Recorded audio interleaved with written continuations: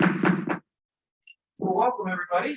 Now call this meeting to order for the Wiseburn Unified School District of May 26, 2022, our board meeting. It is fantastic to see so many faces and wonderful parts and people in our community here tonight. It is a regular scheduled board meeting tonight. Make that easier. We have 4 special presentations. We're going to be honoring our long-term contributors. Thank you all for the amazing contributions you continue to make. We're going to have a WEF presentation. Excited to see that. We are going to be talking about our TK through 8 Next Generation Science Standards resource adoption and hopefully potentially brief public hearing, and our TK 3 through 3 scheduling conversation for the coming year. As we start our meeting, 2 days ago on May 24th, 2022, 18-year-old Salvador Ramos opened a fire at Robb Elementary School in Uvalde, Texas, killing 19 students and 2 teachers and wounding 17 people. There, but for the grace of God, go we. I would ask that we take 21 seconds of silence in starting our meeting tonight in remembrance of those lives lost. Join me if you would.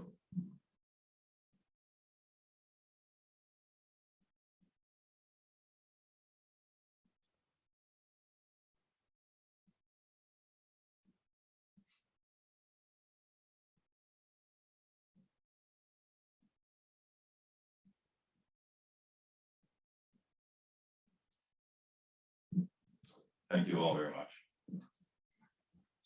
As we begin our meeting this evening, we typically adopt our agenda, so I'm going to ask for a motion to adopt the agenda, however, with a change.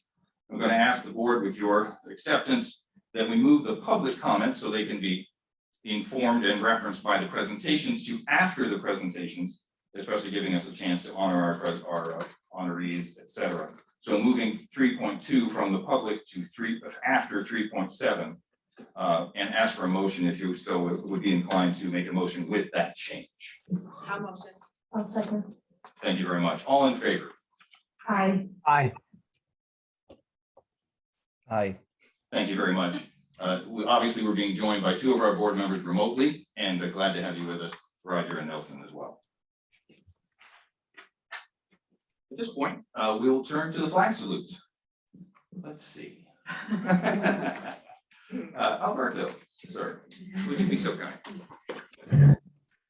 stand up. Place the right hand over your heart. Ready? Begin. I pledge allegiance to the flag of the United States of America and to the republic for which it stands, one nation, under God, indivisible, with liberty and justice for all.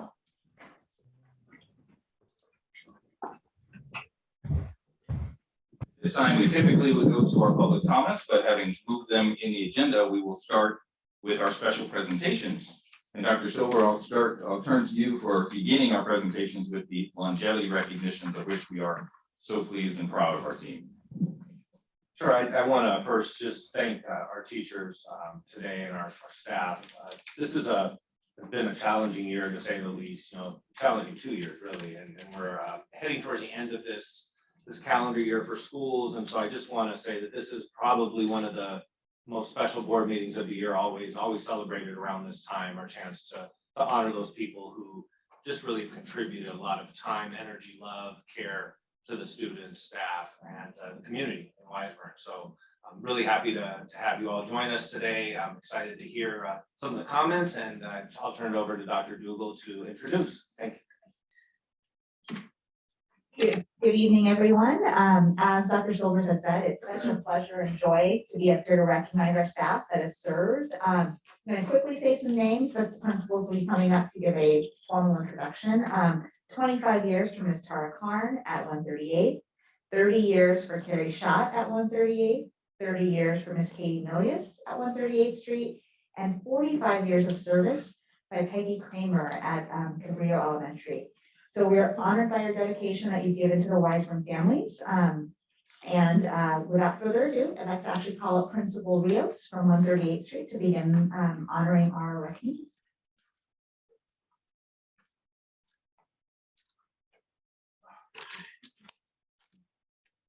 Good evening, Board President Goldman, Vice President Martinez, and Superintendent Dr. Silvers. Thank you for the opportunity to recognize 3 incredible teachers who together have a combined 85 years of service to our district. These individuals share a few characteristics which embody the teaching profession: dedication, passionate, and above all, putting the needs of students first.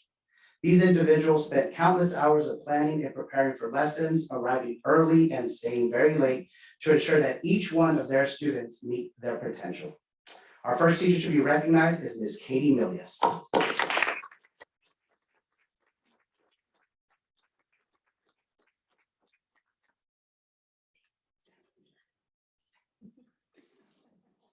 Right, Ms. Milius instills a special love of literature, writing, and art in her class. Her students are always engaged with the many creative projects and designs.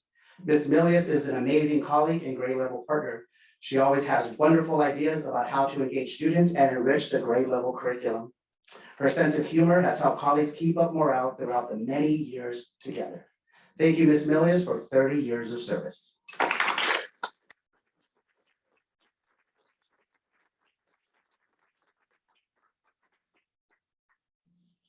Next, we have Ms. Tara Karn. Please join me, Ms. Karn.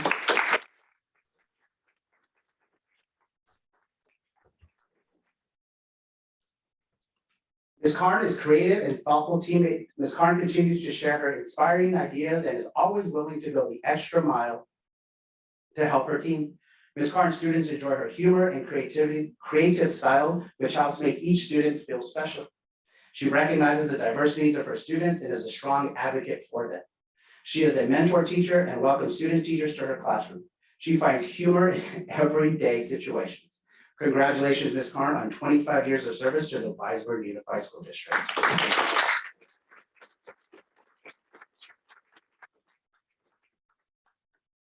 Finally, we have Ms. Carrie Schott.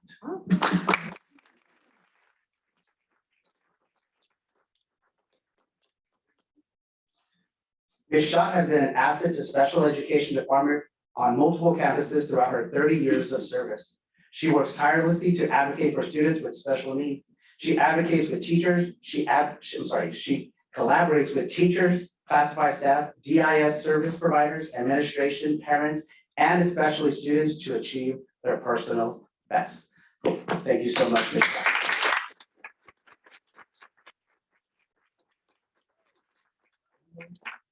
Thank you once again, Ms. Milius, Ms. Karn, and Ms. Shaw for all those students you have supported and those you will continue to support. So one last time.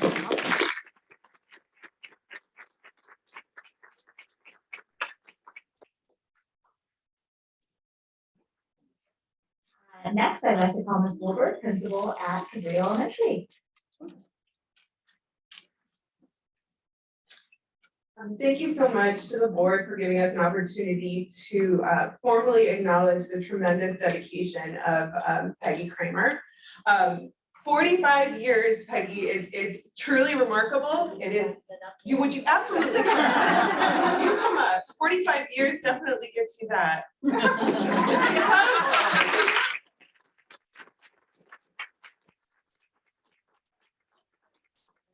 Working for Weisberg for literally my entire life. We asked the staff to share some words, and it is more than we have time to share. We're going to be making a book too. We had so many beautiful messages that our Cabrillo staff wanted to share, so we're going to put those all together for you. But I'll share that the word kind came up every single time. Peggy greets every single staff member, whether she's known them for 45 years or known them for a month, with a hello and a smile each and every single day. She is sharp, she is accurate, she's an asset to our school, and even this year she has mastered signing in and out in the ASOP system.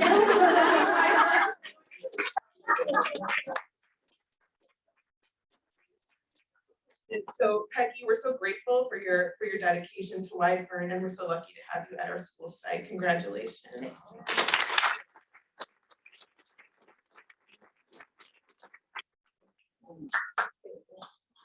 That's a challenge. The big one.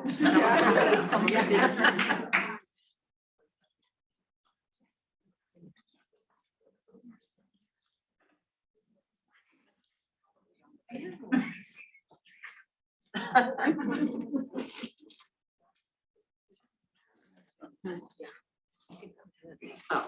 that's it. Yeah, that's it. Wow, well, there are not words to express how appreciative we are of your dedication, your commitment, your contributions, tremendous. Let's give them one hand.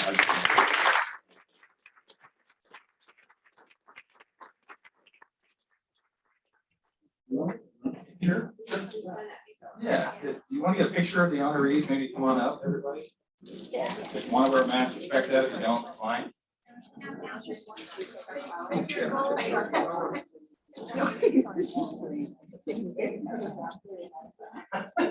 Yeah, that's a good idea. Oh, right, that's great.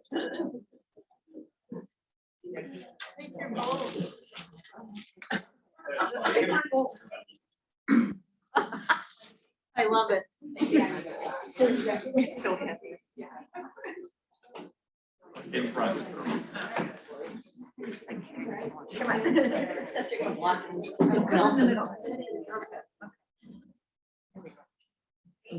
Yeah, oh no, one more, big, come on in. Oh my God. Oh. Jeez. Yeah, exactly. Nancy Nelson. You need to move. All right, Nelson, I got you. That's Ready? hysterical. 1, 2, 3. Thank you. That's beautiful.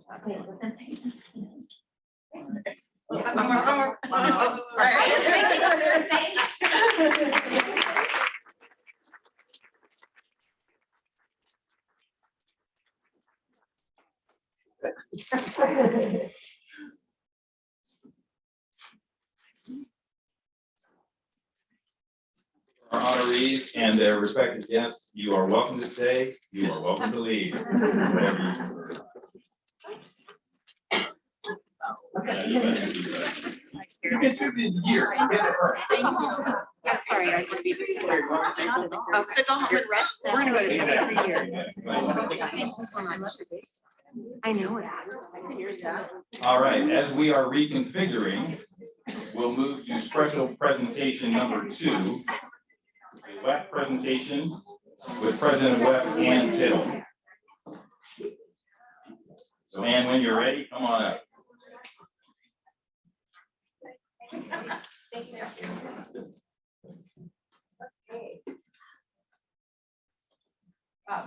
Hi, everybody.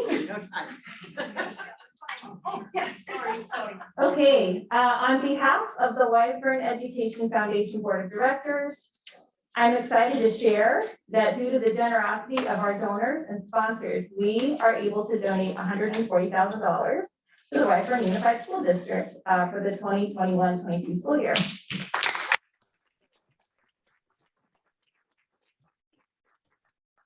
Donation supports programs that align with WEF's mission to fund music and the arts, STEM education, and healthy lifestyles, including the purchase of musical instruments and equipment, sanitizing those musical instruments over the summer, support for the expansion of physical education in grades TK through 5, support of the COVID vaccine and testing clinics this year, $40,000 in teacher and classroom grants, and for the first time this year, we offered our Wiseburn Da Vinci sports teams the opportunity to host activities at Rock Around the Block.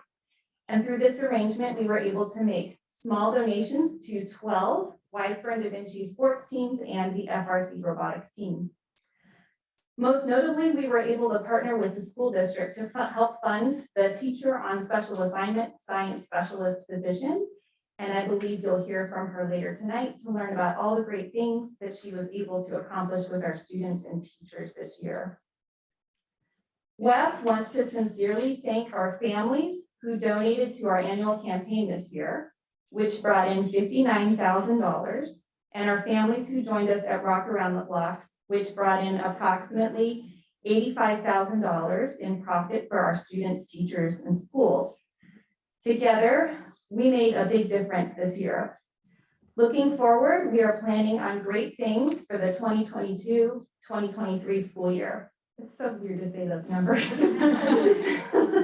Including continuing to fund the teacher on special assignment science specialist position, a new round of teacher and classroom grants, continued support of physical education and music, and continued funding for programs like Keyboarding Without Tears, and for the first time, support of the Wiseburn ACTS team and DEI initiatives to promote the social and emotional well-being of all of our students. Next year, we are also hoping to offer support to the outdoor science camp program at Dana Middle School, which is so beneficial to the school culture at Dana and has been greatly missed by students and staff during the past 2 years. I would like to personally thank our Wiseburn Education Foundation board members who are hopefully watching on Zoom, and some are here with me tonight.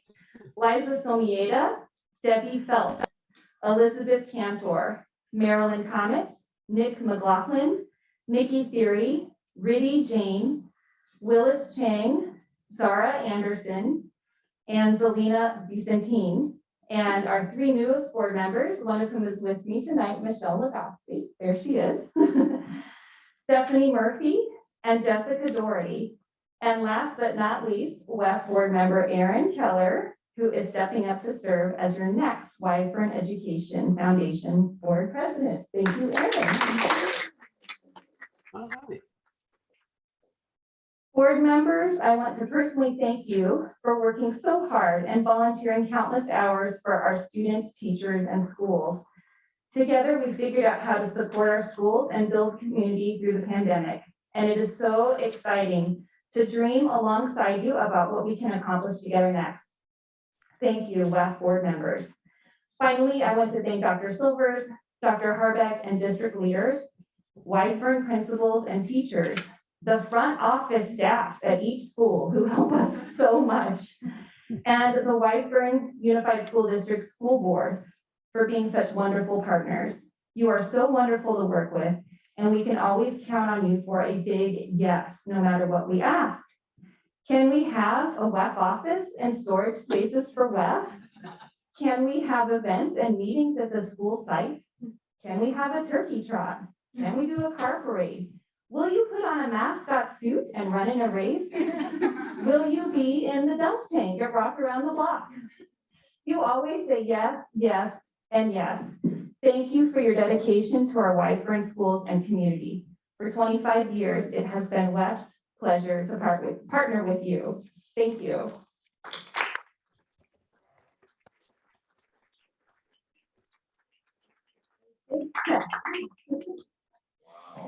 Who's doing another picture? Yeah. Yes. In front of Roger and Nelson. Hello, Roger and Nelson.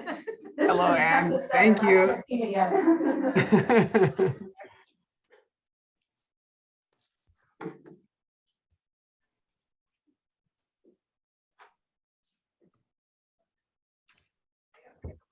Dr. Dougal, do you think you could get a picture with Erin's phone? Yeah. Don't blush, Nelson. Michelle. Michelle. Michelle. You're very. Oh, yeah, Willis. Back there. Make sure we don't blink, Nelson.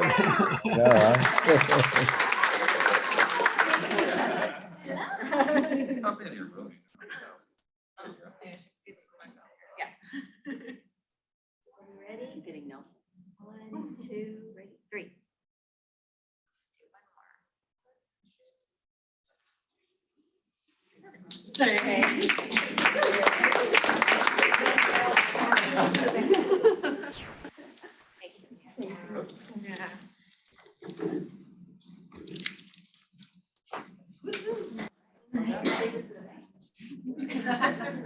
Well, Anne, a special thank you to you. If you listen to that list of all their contributions, the 140,000, the musical instruments, the support, the teacher grants, these are all volunteers doing all this, raising all this money. Can we please just give them another hand?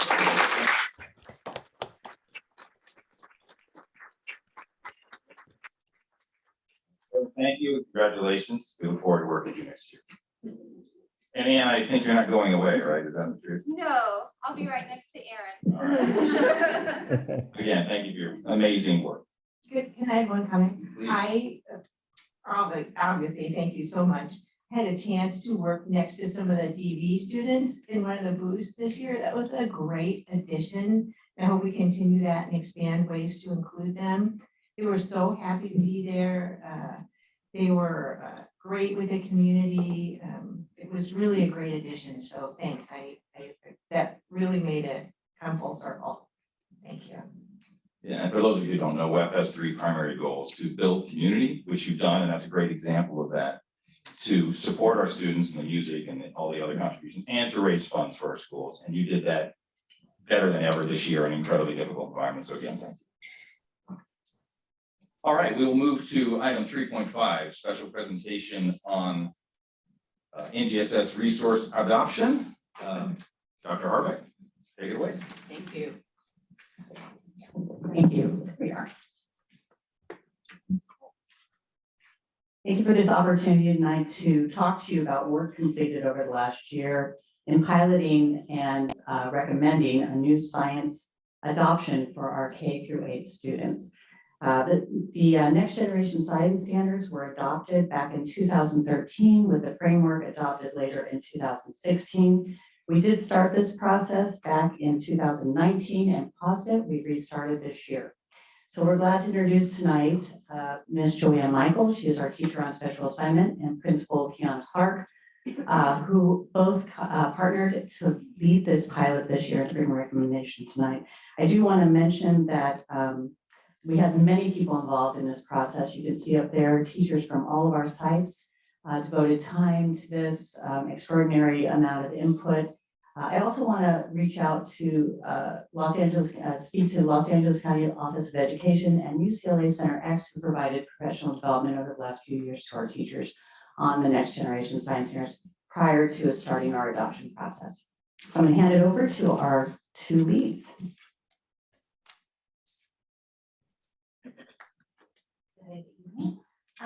Thank you for having us to speak about NGSS tonight.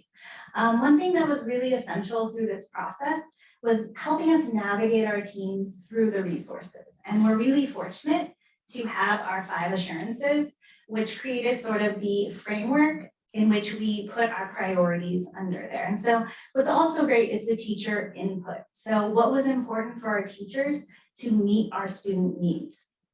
From there, you can see on the list, I will not go through every item, but I will highlight some of the top priorities that we wanted to pay attention to as we went through the adoption. So for instance, offering multiple modes of instruction to address the needs of all of our learners. So understanding that not every learner wants to be online and having everything digital, having the kinesthetic aspects, hands-on, inquiry, engaging with the materials, and also visually. Not only are they seeing visuals to help them learn, but creating their own visuals for deeper understanding.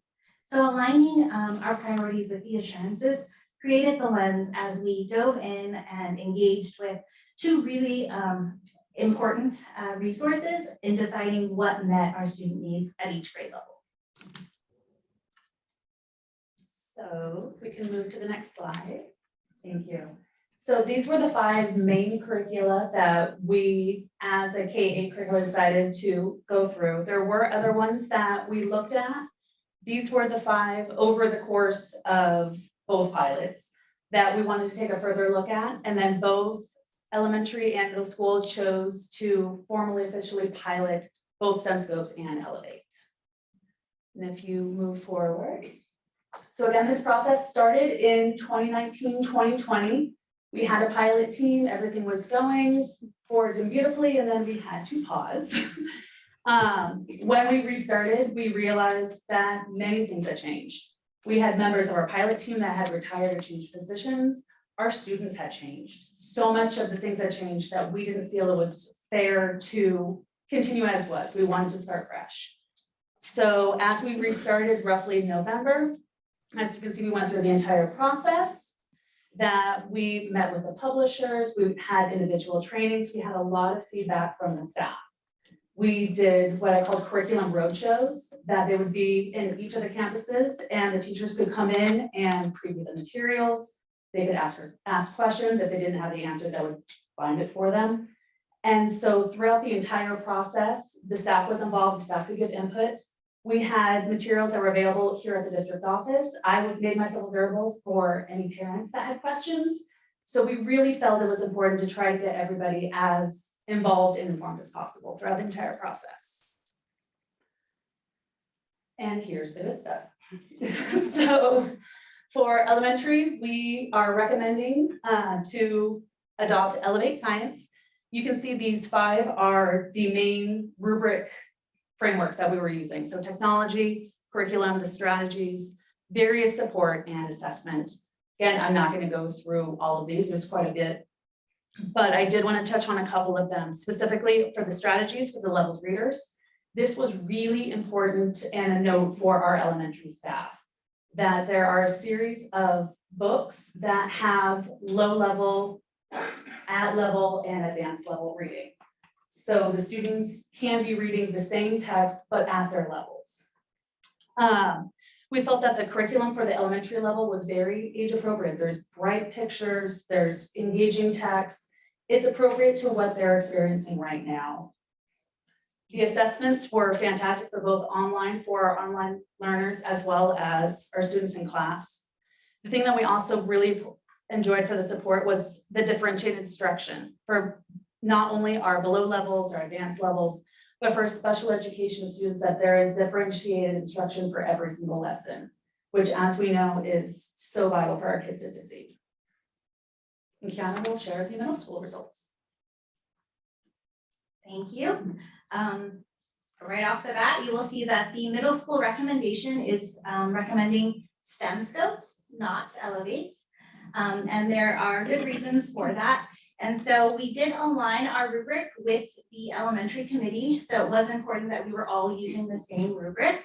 And so it's the same 5 categories, but some things that really stood out in STEM scopes that really were much more age appropriate for middle school include things like assisting students in building connections between scientific concepts, understanding, and real world scenarios. So as our middle schoolers are really thinking college and career wise and understanding the bigger picture, they had more opportunities to do that in STEM scopes, and also infuse cross-curricular curriculum. So if you're noticing under curriculum, you'll see multiple resources to draw upon. We felt like a huge strength in STEM scopes was having math, graphs, data incorporated in there, more engineering practices connected to STEM scopes. Inquiry and writing was really big in STEM scopes, and we felt like that's so important for our critical thinking and explanatory writing for our middle schoolers. And that was a very big part of why our teachers and our committee ranked this as a strength for STEM scopes. We also felt like these strategies and additional supports for our range of learners was stronger in STEM scopes for us. This included scaffolding, beginning steps, academic language and vocabulary, very difficult in science, especially as you get into middle school. So how are we providing scaffolding, whether it's visual vocabulary, students creating their own visuals, creating presentations with that vocabulary?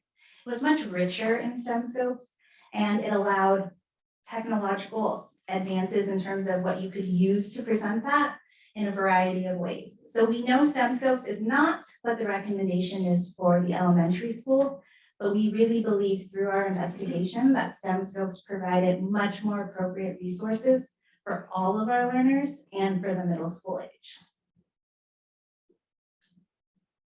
And do you have any questions? I have a few questions. Oh, look at that. Everybody turned around. That's awesome. The voice of God. Thank you. Sorry if I startled anyone. I am. Go ahead. I know we have an action item as well on tonight's agenda, item 7.2. But before I ask the question, I want to say thank you for all your due diligence and all the members that participated in making the recommendations. Obviously, a lot of work went into this, and I know you have the best interest of all of our students at heart. So thank you for everything that you've done so far, and what you will do in the future. My question is related to the percentage or the time, if you will, of online curriculum, because in the write-up of item 7.2, there's a discussion of a program, I believe it's called U Connected Labs. Are both Elevate and STEM scopes more hands-on, kind of like project-based? Or is it more of an online curriculum? I find that students really like being engaged and having hands-on, especially with science and projects. So please speak to me a little bit about like what ratios or how do you see it, project-based, hands-on versus online looking at a screen? So not sure where to look right now. So what our goal is always for science to have a hands-on curriculum. And if we have a situation that we have to go into quarantine, that we have a situation that we cannot be in person, having this virtual option is phenomenal. We are not intending, we're really hoping that it is used as a supplement, that it is not used as a primary. At all 3 elementary schools, we are working or have a STEAM lab. So with the goal of that being a secondary location for our elementary students to do hands-on labs, that there's extra tables, there's extra materials that they can investigate in a science-focused area.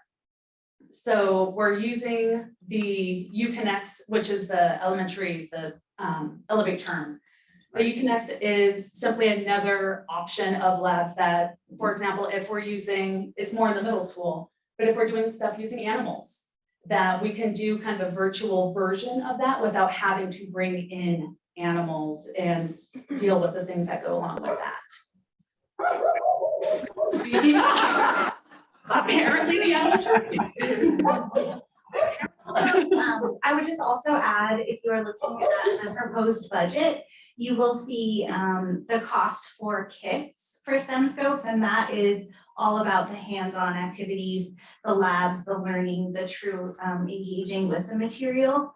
And you'll also notice in the purchase, while there's textbooks, there's also learning notebooks. So we're also being cognizant of screen fatigue for our students and not always having everything online. And 8th grade students actually did a survey and they said they want a blend of both. They want the ability to do some of their work online, but they really love the idea of the notebooks and keeping the pens and paper and being able to draw out their learning by hand. And so there is a balance, and that's why you'll also see that in the invoice of the budget.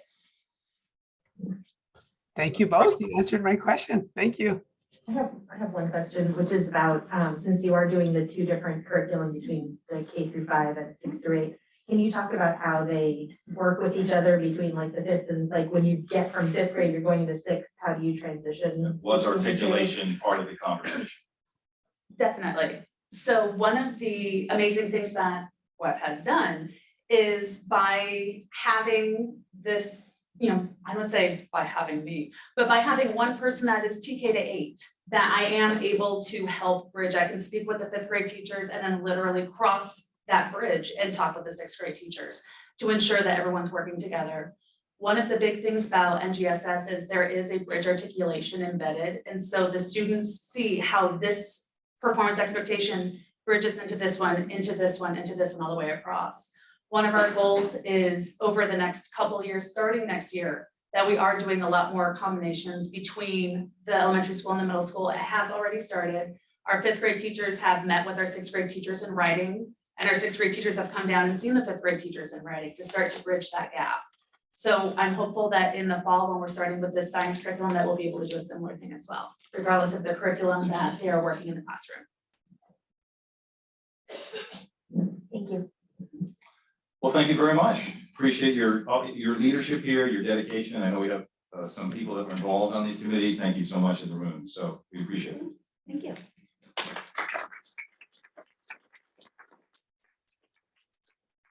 We'll now move to 3.6, our public hearing on this very issue, the NGSS resource adoption TK through 8, opening this public hearing at 6:37. Are there any comments from the public? We are closing this public hearing at 6:37. Thank you very much. I think the lack of public comment is a tribute to the great work you guys did, so thank you very much. We'll now move to 3.7, Special presentation number 4, TK 3 through 3, scheduling consideration, early bird, late bird. Dr. Silvers, I believe you will be starting us off here. Whoa. It's gonna be weird standing behind the podium. Looking forward, but I'll do it anyway. Good evening. Actually, maybe I can stand here.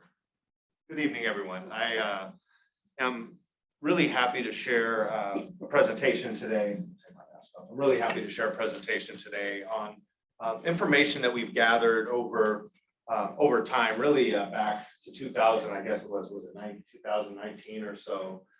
Being able to put some old information together that we gathered, as well as new information and logistics, to start having a discussion about full day versus a part day program at the elementary school, particularly grades CK to 3. That's indicated in the title. So I'm going to give a presentation. We're going to stop at one point, and then I'm going to have Ms. Del Rio and Ms. Amaral come up and take, I think, about 8 minutes or so. Unfortunately, they did not like my design of my presentation, so they have their own. So I'm going to, we'll sort of, I think we'll be able to switch out. So with that being said, I do want to thank the staff. I want to thank my team at the district office. I want to thank this board for allowing us to have constructive conversations about teaching and learning. And when we start looking, there becomes these points, sort of inflection points in teaching and learning in any industry that we're in, where we need to just revisit, think, analyze, and just make collective decisions. So I appreciate this opportunity. I also appreciate the input I received. Had an opportunity to visit Anza on Monday, and then also Cabrillo on Tuesday. Just appreciate feedback I was able to gather at those meetings, and hopefully incorporated them with some fidelity into my presentation. If not, I'm sure that Ruby and Renee will help fill in some of the blanks there. But just why now, the conversation of why now. We're really revisiting this conversation. As I said before, it started back in 2018-19, and then we were sort of flattened by the pandemic and forced to pivot. And so we didn't continue with that conversation. And now it's renewed because, and there's been some indication that, breakfast is the reason, or that this mandatory breakfast is the reason. I think mandatory breakfast caused us pause. It was sort of a domino that fell. I certainly don't think I would come to this board or to staff and say that mandatory breakfast would force an instructional change. I think that would be silly. I also think that would probably be maybe short-sighted on my part. It really, though, did help to renew the conversation, to renew, some of the discussions and so forth. So alignment with the state guidance, we are seeing that there is a trend towards more time in school for TK students. Again, that's also a domino that impacts potentially our kinder students because, as TK goes potentially full day, so would kindergarten, and assume so would 1 through 3. So just starting to read the tea leaves in a sense at where the state's going, what the state is kind of the arrows of the state. And we're looking here at 2 assembly bills that are currently at the state level. We have Assembly Bill 1973 and Assembly Bill 70, and those would mandate kindergarten as well as mandate a full day kindergarten. So just some things in the hopper, if you will, that we're starting to look at. Alignment with our mission. Again, as we start evaluating all of our programs, as we do some continuous improvement, or at least continuous analysis, we want to evaluate our practices, look at our district mission. I think that in most of our presentations, you're seeing us come back to that lane, come back to this conversation of, does it fit into the mission of our school district, or the assurances in our school district, as you just saw with the science adoption as well. So trying to frame our conversation and our decisions around that. All right, Jason. So looking again, I just want to give a little bit of a caveat here. This is the ANZA schedule, so we understand that there are a couple schedules out there. We just wanted a frame of reference, but this is the early bird, late bird ANZA schedule. And just some history behind early bird, late bird. I mean, it really was established several decades ago. And the purpose initially of the early bird, late bird schedule and was to split a class of 30. So there's two pieces. I'm going to talk about early bird, late bird first, was to split these larger class sizes into smaller class sizes that were more manageable, potentially taking 30, 31, 32, split them into 16, 15, 15, 15, something like that, because those classes of 30 just were too large for younger students. And then came in class size reduction, and as class size reduction came in, school districts were provided an incentive to maintain class sizes at 24 or a locally negotiated cohort size. So in Wiseburn, we're at 24 and a half. Obviously, you can't split a student in half. So we're basically at a 24-to-1. You know, we under some circumstances, we'll go up to 25, but for the most part, we're staying right in the neighborhood of 23 and 24.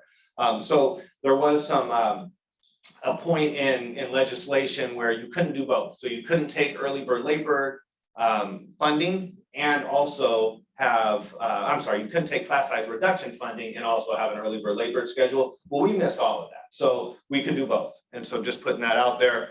And then there's also an AM PM schedule. And so I want to kind of people to understand the difference is that AM PM is much different. That's actually 2 cohorts of 24, one in the morning, one in the afternoon, AM PM. And that's generally because of a facilities issue. So you have, your AM, so you're doing 48, basically you have 48 students that are being serviced and taught in the same class.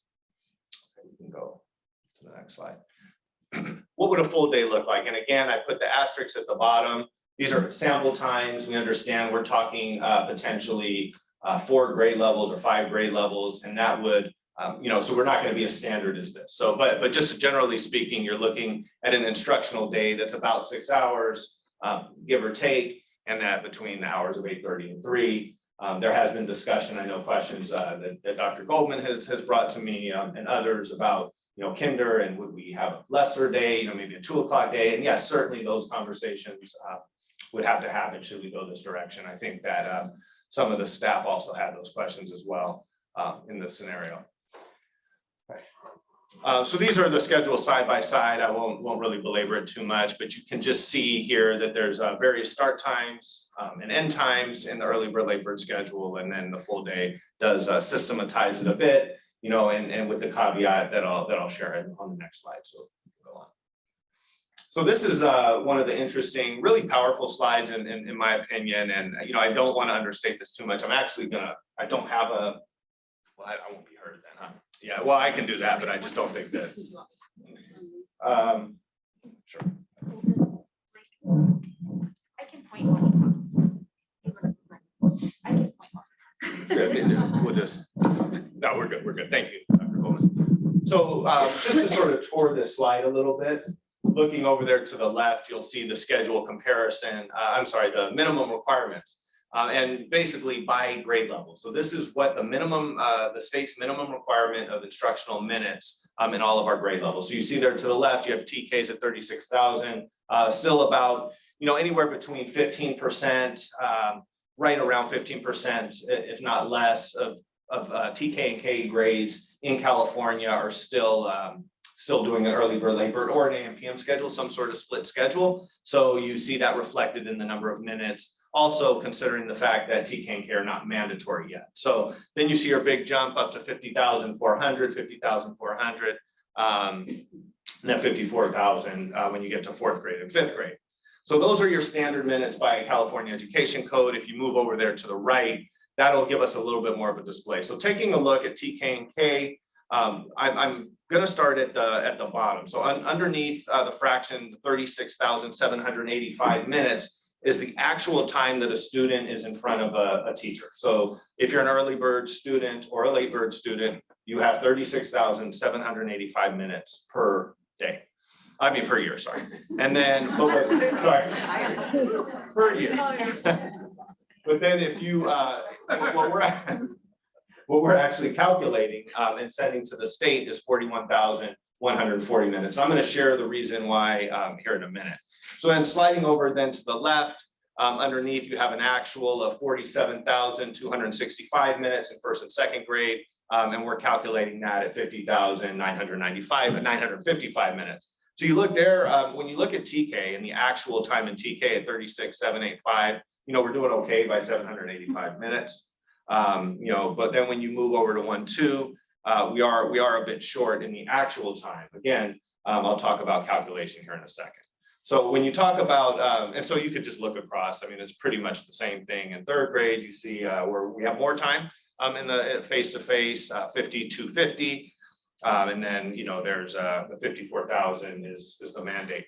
So what's the difference between the two, the actual and the calculated? Basically, the calculated is includes both early bird and late bird, and that time in the middle, obviously. So it's the full day of instruction, including both segments of students. And by ed code, I believe, I'm gonna get the date wrong on this, but I wanna say it was back in 1983. It's either 83 or 93, and I can get that date, but in 83, and that was a long time ago, the district was grandfathered into a clause that allowed us to count both segments of the day for the calculation. So that's why when you move over to 1, 2, and 3, you see that where we're below the actual minutes. We also were able to count the 59.55 and get our quote unquote credit, or we meet the standard and the requirement. So now we know there's also benefits to that. So just looking at numbers probably isn't it's not doing complete due diligence to the early bird late bird schedule. In fact, I can't do this due diligence to the early bird late bird schedule as well as Ruby and Renee will do here in a minute. So but moving down, when you start looking at what a full day instruction, and again, we're making assumptions here, then 8:30, I believe it was 8:30 to 3, we're looking at the 54,555 minutes, and that would be straight across the board. So when you start looking at what the mandatory minutes are, there is some flexibility if we were to go full day to adjust more or less essentially for all grade levels. And then looking down at as an increase in days of instruction, wanted to talk about a little bit, if we were to go full day, again, we're talking ifs, TK and K, we would actually add an additional 59 days, assuming that we did the max from 8:30 to 3. So we take time off and that number will significantly drop, obviously. Grades 1 and 2 would be 24 days of additional instruction. And grades 3 and 4, you'd see 14 days of additional instruction in minutes. So looking at strengths, and what I'm going to do here is I'm just going to kind of slide through this, and then I think I'm going to turn it over. So I'll just go through this, trying to capture information and put enough in here based on information I received from staff as well as from the teachers that I was able to meet with earlier this week. So looking at early bird, late bird, split reading schedule, really the essence of this early bird, late bird time is the ability to split students into split reading groups to be able to target students in reading. And you have small group instruction at a ratio of 12 to 1. You have some ability grouping, more time outside of school for some families, giving families an opportunity to do other things outside of school. Long-standing schedule there's a comfort level and we're used to. It's the way that it's unique to Wiseburn. Integrated and designated ELD programs. That basically means you have push in and also pull out or services directly to students in an integrated and designated way. That's a big key to our ELD program in Wiseburn. So I want to really highlight that. Again, I said the schedule is unique to Wiseburn. There's less operational considerations during drop off and pickup, as for those of us that have driven past our school sites on a daily basis. They're pretty crowded at dismissal and at drop off. So providing a stagger there. And in the research, there is this indication that there's shorter days, and it's split research. Let me say there's research that suggests that K through 3 or TK through 3 students could utilize more time. There's also that says more time is more time to play outside of school. And then across the board, seeing some of the grayed out or light, I guess it's gray. This gray text here basically indicates those that cross over both. And this also was provided from feedback at meetings. More time building relationship with students. Certainly, if you have 24 students in a classroom for a longer period of time, you develop relationships. I think the same reciprocal can be said if you have 12 students in a classroom, even though it's a shorter amount of time, you have more sort of face time with individual smaller group of students. Then you have more opportunity for interventions, check-in for students with special needs, GATE, as well as ELD. Moving over to the right, for a full day strength, you have increased instructional minutes. And then you have an accommodating schedule for many of our families. You have particularly households where both parents are working, and it's just, or those where maybe they can't afford childcare. More time for a variety of subjects. So, right now with the early bird, you have your reading lessons in the morning and in the afternoon, and then everything else is sort of crunched throughout the day. And so this just would provide a little bit more separation of time for these specials, as well as other extracurricular or co-curricular activities. More opportunities to play, Play-based instruction is really critical. And that's an opinion. I'm sure there's research on that as well, but really looking at time for exploration, experimentation, social skills, et cetera. And then the schedules would align potentially to some degree, with obviously some variation, but would be more aligned across the district. Alignment with direction from the state, as I just shared, we are seeing trends in the state that's leading towards full day instruction. We're seeing it right now in TK with our ELOB grants, where we're looking to extend students' day in TK to, how long is it? 9 hours, 9 hours, sorry, to 9 hours. So we need to go through that. Students of all abilities can learn together, so you don't have your homogeneous learning groups, but you're able to have more diversity in grouping. More time to build relationships with students. Again, it's that sort of give and take. And then more opportunities for intervention, gate RSP. I did take ELD off because that was a recommendation. So I removed ELD because we probably will get more ELD instruction in early bird labor. Okay, so we're gonna have to flip, stop, and then bring this back up. Just remember, we're primary teachers, okay? Just wait. All right. Welcome, Ruby and Renee. Which means we're gonna have more fun. Look at it. That's right.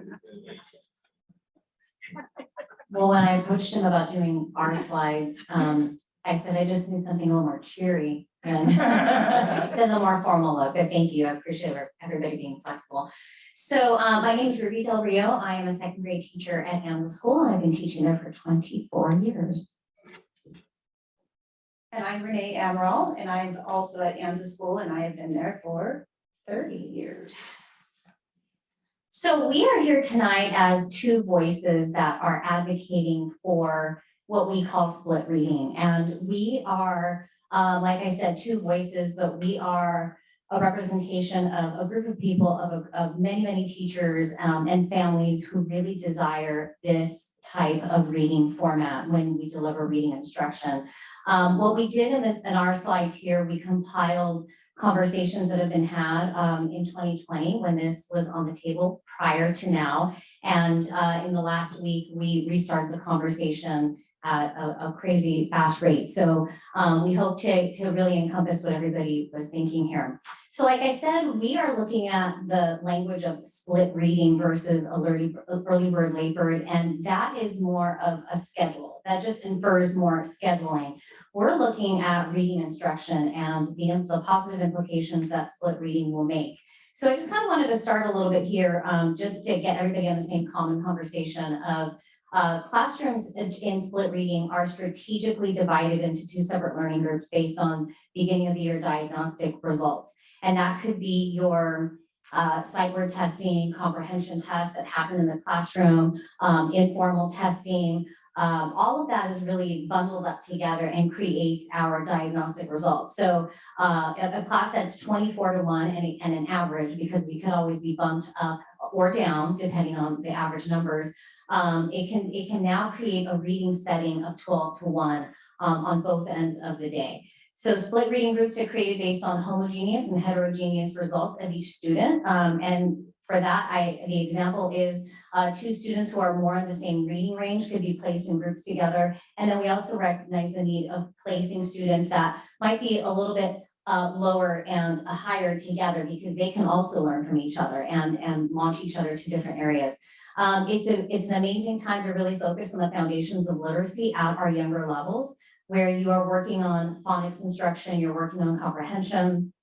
Many of the conversations that we had helped to cite that there is a help to close the achievement gaps within subgroups of our students. We really like the idea of looking at this through quality versus quantity. And we feel that our program as it stands now is quality reading instruction versus more minutes, because that does not guarantee more teacher contact time and more teacher proximity. We recognize that one size does not fit all learning needs.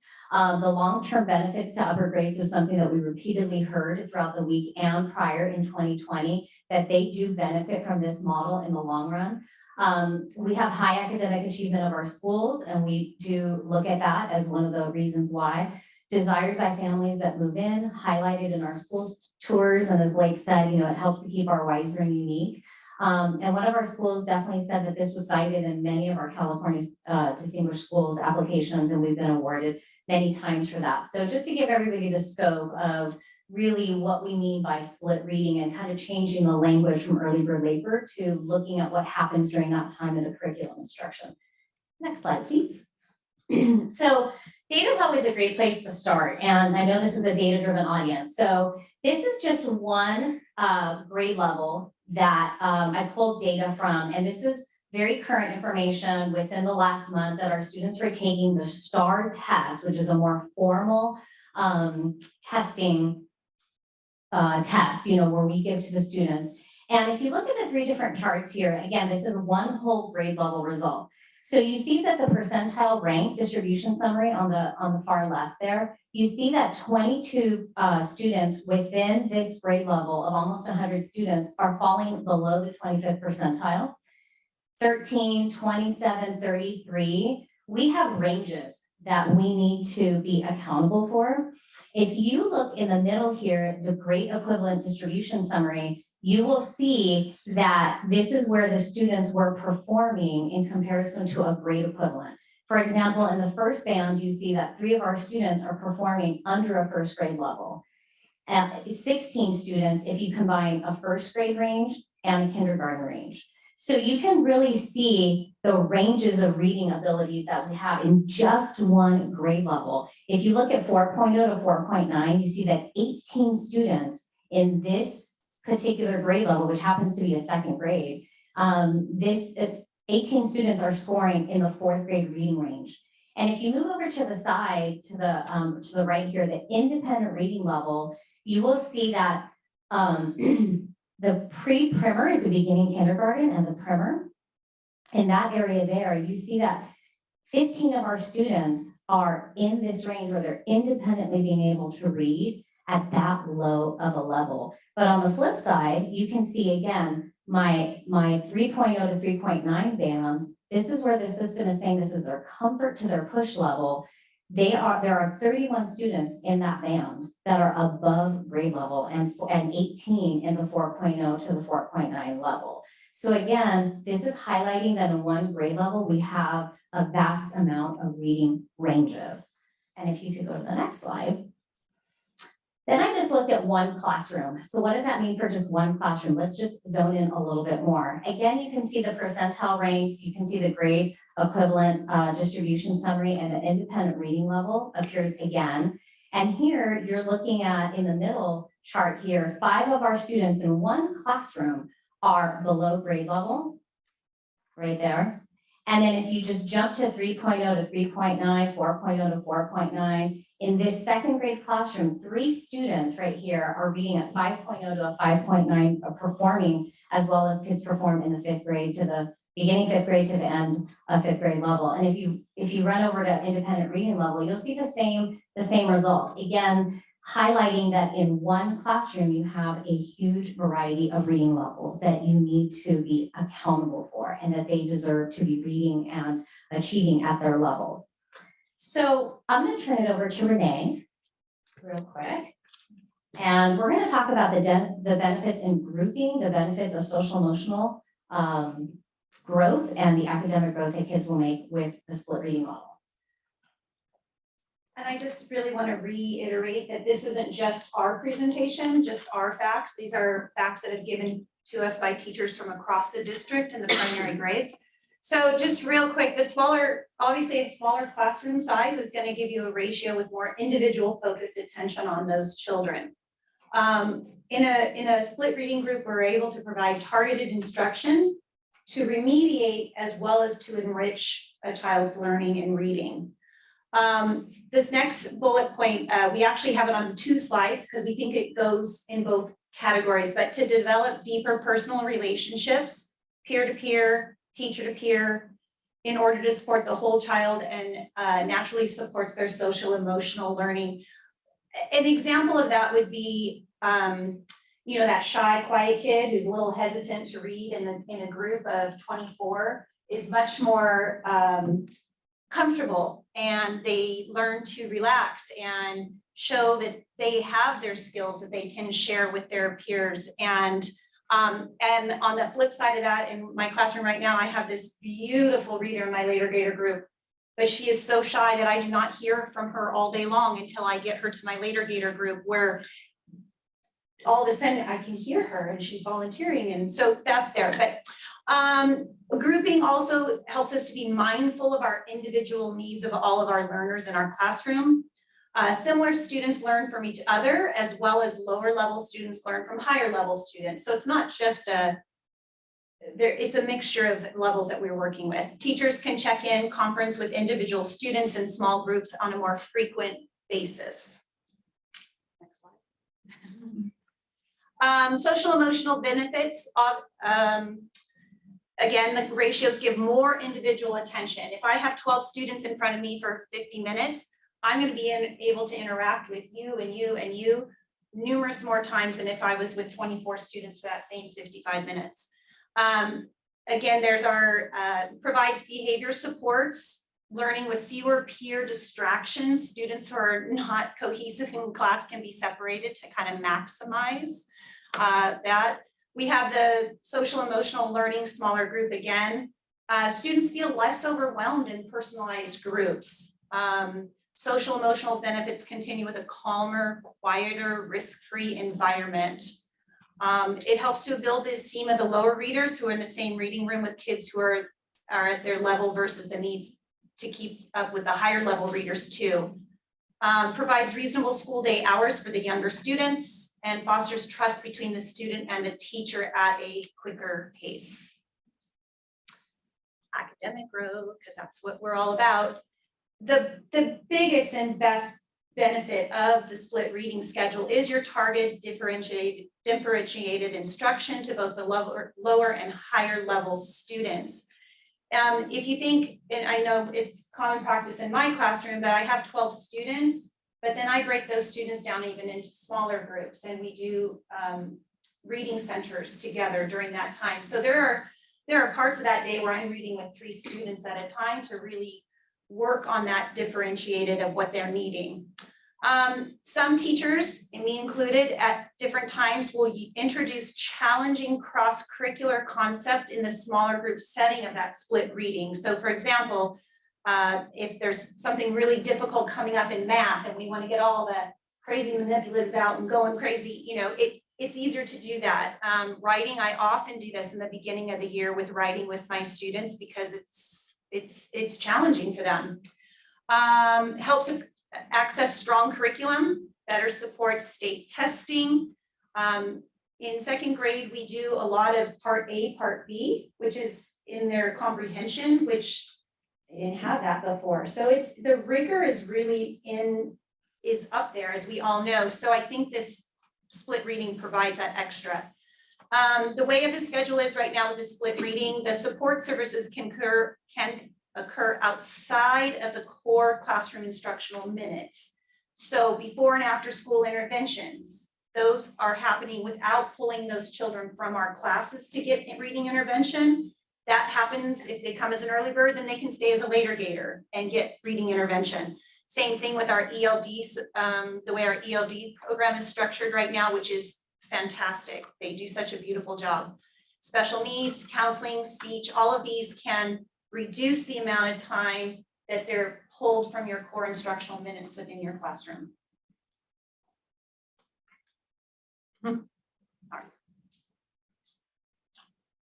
Okay, so it's going to take us on a concern. So the concerns that we have as teachers in the primary grades is that we're going to be left with less targeted time to meet the vast range of reading levels within a classroom. As you can see, going back to the data that I showed, the ranges are huge.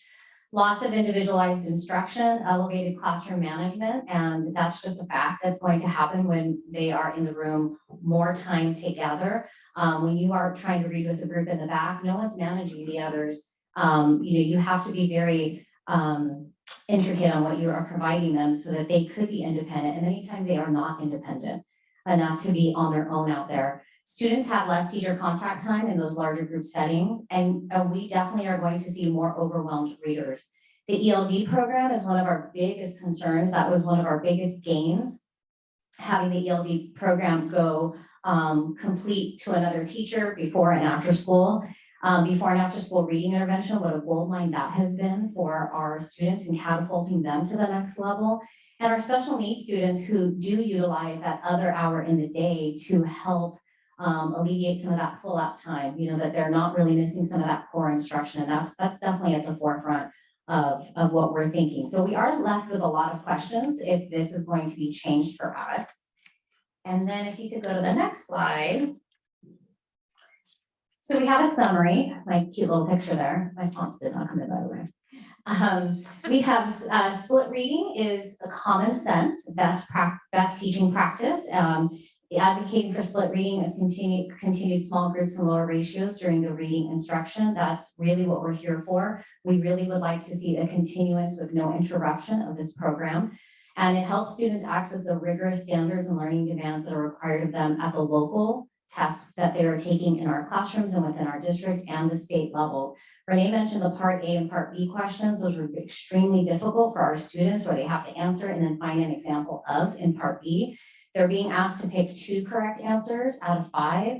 They're being asked to create these wild written responses where they have to compare 2 different reading sources. One of the greatest ones that I always remember is compare and contrast the author's purpose for writing this story and this article. So it's not just compare and contrast what happened, it's really the author's purpose that is being compared and contrasted. That is so abstract for them at these ages, and these smaller learning environments can really provide for their needs.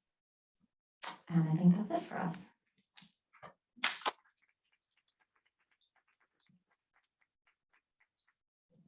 Questions, sorry. Hello. Hi. One question. You put a lot of emphasis on the reading, as the ease of splitting the reading groups and so on. And Renee, you mentioned perhaps using that time for other subject matter also. Would you talk to that a little bit? My concern is, I understand reading, separating the reading groups is really important. It seems to me separating the math groups might be really important as well. That seems to be one of our bugaboos in the district in particular, since we're talking about standardized testing, is performance in the math curriculum as well. Could you talk to any benefits or any approaches that you might use to use this time to emphasize some of the math instruction also? I think teachers do that. I think that's an individual choice of how they use that split time. Traditionally, and in my classroom, it is probably 90% used with reading and reading skills and comprehension work.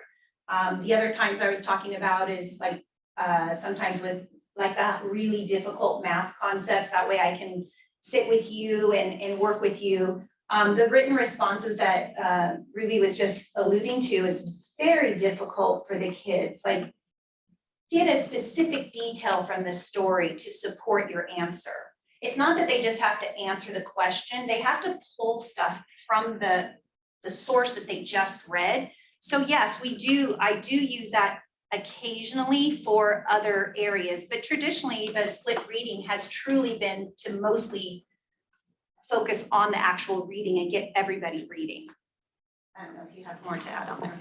And I think to answer your question, also Joanna, go further, an example would be, I have a group working with me in the back, a reading instruction group, and they're reading at their level. I could have a group of 3 over here playing a math board game, supporting what we're learning in math. And then I could have a group over here with some kind of sentence structure activity. But again, they need management because there could be combustion of behaviors, as we all know can happen, it just does, without that adult supervision, right there. So you're trying to read and then you're kind of going out here.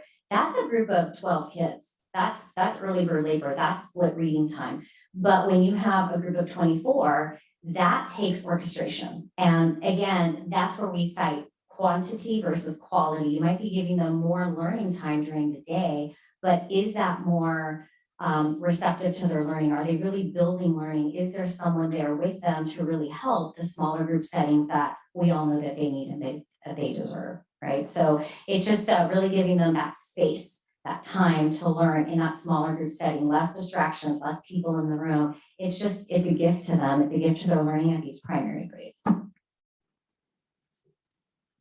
other questions? Any other questions? I have one more question.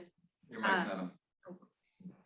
Sorry, one more question. So I want to plus one what Joanne said about, I'm very curious about, how we're addressing the achievement gap in other areas besides reading, if the focus is singularly on that. I appreciate you've answered that, but just want to acknowledge that I have the same concern.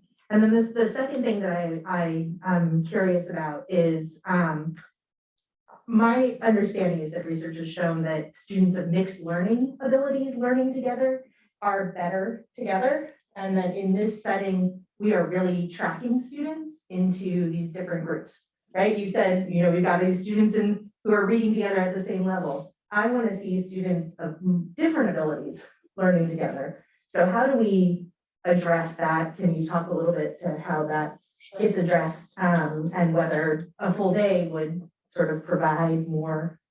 So just an example of what would happen in our classroom. So we begin the week with a story, the story of the week, the story that's in our Wonders program, and we're building vocabulary, and everybody might be engrossed in that activity. On Tuesday, we're reading the story, revisiting vocabulary, looking at phonics patterns. Down the line, on Wednesday, we're looking at the comprehension skill and really hitting that comprehension skill hard. Thursday, Friday is more of literacy lab days where we're working in those small groups, where we're pulling people together that are in those smaller groups. So that happens, the homogeneous groups happens, the heterogeneous groups are happening. If you're looking back to that data, you're having kids that are at that beginning kindergarten level mixed with kids that are at 5.0, they're reading at a 5th grade level. So we have to validate those ranges, and we have to look at that and say, okay, you are going to be in a higher level, and a student who is at a beginning kindergarten level or a 1st grade level in a 2nd grade room, they're going to feel frustrated. They're going to feel completely overwhelmed by reading with some of these other kids. On the flip side, the students who might need more enrichment and move forward on their level, they are going to be bored. We see it all the time. They're going to become behavior problems. They're going to entertain themselves in other ways because they're not getting challenged, right? So it's a scope of intricacies of really teaching this delicately, but we have a lot of things that we can pull from. The beauty is that we do this all within an average of 12 to 1 in a classroom during the split reading time. So we can address some math, we can do some writing. It's predominantly reading instruction. That's what we all really try to honor that time with. But we also look at heterogeneous, homogeneous, and really let's pair you two up. Let's learn from each other. And there's a lot of beauty in that too. I guess I just want to follow that up with, sorry. I heard your word tracking, and I know that it's a big no, right? It is that, and that's not the purpose or what we use our split reading for. I have a very mixed group in my early group as well as my later group. So I can confidently say that is not what's happening. And then, so you have the 12, right? And then within that 12, you're moving those kids around in your reading lab days to where we can move them. And you're pairing them up on other days, partner share read. I mean, there's a lot of mixture of levels. It's not what my very first principal in my career said. It's not the Eagles and the Buzzards. It's not that. It's not a tracking system where you're going to be low, you're going to stay low, like in the early bird group. It's not like the early bird group is low and the later gators are high. It's mixed within those groups as well. I appreciate that comment because my experience has been that the kids, certainly by 2nd grade, think of themselves as later gators are the smart kids and early birds are the kids who need more help. And so I hear what you're saying, that may in reality not be actually what's happening, but that is certainly the perception of a lot of the kids. And I have rarely seen, I have a 7-year-old and a 9-year-old, so they're right in the middle of all of this. I have rarely seen a kid move from early to late to early, depending on grade. Like it tends to be, I think it's an accurate statement to say when you're early, and then when you're late, you're late. And I actually have a friend whose kid was moved from being late to early in the third grade and was like, what happened? So I just want to acknowledge that, that I think that the kids' perceptions of what those programs are and how they're impacting them is real. And so whether the intention is to track, I think there are students who are feeling like they're being tracked by having the separation of the day like that. So. I had a question, if I could follow up. It's kind of along the same lines, I think, that I get Joanne and Rebecca have commented on. And I guess the question I have is, typically my understanding is that students are tested there's a reading assessment prior to being identified whether they're going to be early bird or late bird. Is that still the case? My understanding is that that's always been my understanding in terms of this split school, is that there's a reading assessment done for every child, and then you determine the placement of early bird, late bird. I went through the school and I went through the early bird, late bird program at ANZA. I'm just wondering, is that still the case? Is that the way it's still done? Good question, Nelson. We do, at the beginning of the year, we have 2 weeks when the kids first start, before the early bird, late bird split reading schedule begins. During that time, we are busy just getting to know our students, as readers, as writers, as mathematicians. So there are quite a few diagnostics that are happening at that time, just to see where are they coming in, at what level are they achieving. So we're using, it's not one test, it's really multiple measures that we're using. So it could be sight word testing, it could be a comprehension quiz that's given, so read this passage, that's at second grade level. From there, we will get the scoring from that. We will use the STAR data also. We will use math facts. We will use a writing sample. So we really are looking at the whole child to be able to determine where might they be best placed. And just to validate what Renee had said, and really looking at the word tracking, and I do validate your concern, because I went to ANZA and Nelson and I, did go through that early bird, late bird program. I understand what you mean. There definitely is movement. It might not be something that you see or that you are exposed to or have an experience of. There's definitely movement, but for example, in my early group, I have lower level students, middle range students, and high students, and they're all learning from each other in that 12-to-1 ratio. When we pull them to the back later in the week, when we're doing more literacy lab and centers, that's when I can pull a group together and just, okay, let's just take your group and then work on your skills and validate where you are in your reading level. So there are definitely a lot of mixtures within that. But Nelson, to answer that, yes, we do have, but it's multiple measures testing. It's not just one test and one moment that helps to determine where they are and guides where they'll be placed. Okay, thank you for that clarification, because I wanted to make sure that I understood what the process is. And then I guess from what I'm gathering or understanding is that we're not necessarily taking the advanced students, let's say, in reading and placing them in a certain group, right? That it seems like it's mixed from I also would like to just reiterate, there is not one test that determines, oh, you're over here and you're over here. Like Ruby said, there's definitely multiple measures, and there has to be a balance between the two groups, between your early birds and your later gators. Like she said, I have low early birds, I have low later gators, I have mediums, I have mediums, I have high. So our groups are there, and when we are using the anthology and introducing the phonics and the stuff of the week, that's when we're all working together. It's really on those lab days when you get the 12 and you get to break it down to 3 or 4 in a group, that then we can kind of target that specific area. But I would love to do away with the idea that there's one test that makes that decision. That is absolutely not true. Okay, and then just a follow-up. I wanted to just get both of your feedback. Do you think, obviously, that I understand the advantages of the split school, the early bird late program that you just described. Do you feel that it comes at the expense of loss of instruction for other curriculum, such as math or other subject matters? For me, no. I do math 5 days a week. I don't scrimp on math because I'm putting something else in its place. Math is definitely a priority within our classrooms. And I don't see that being compromised at all. And the same for me.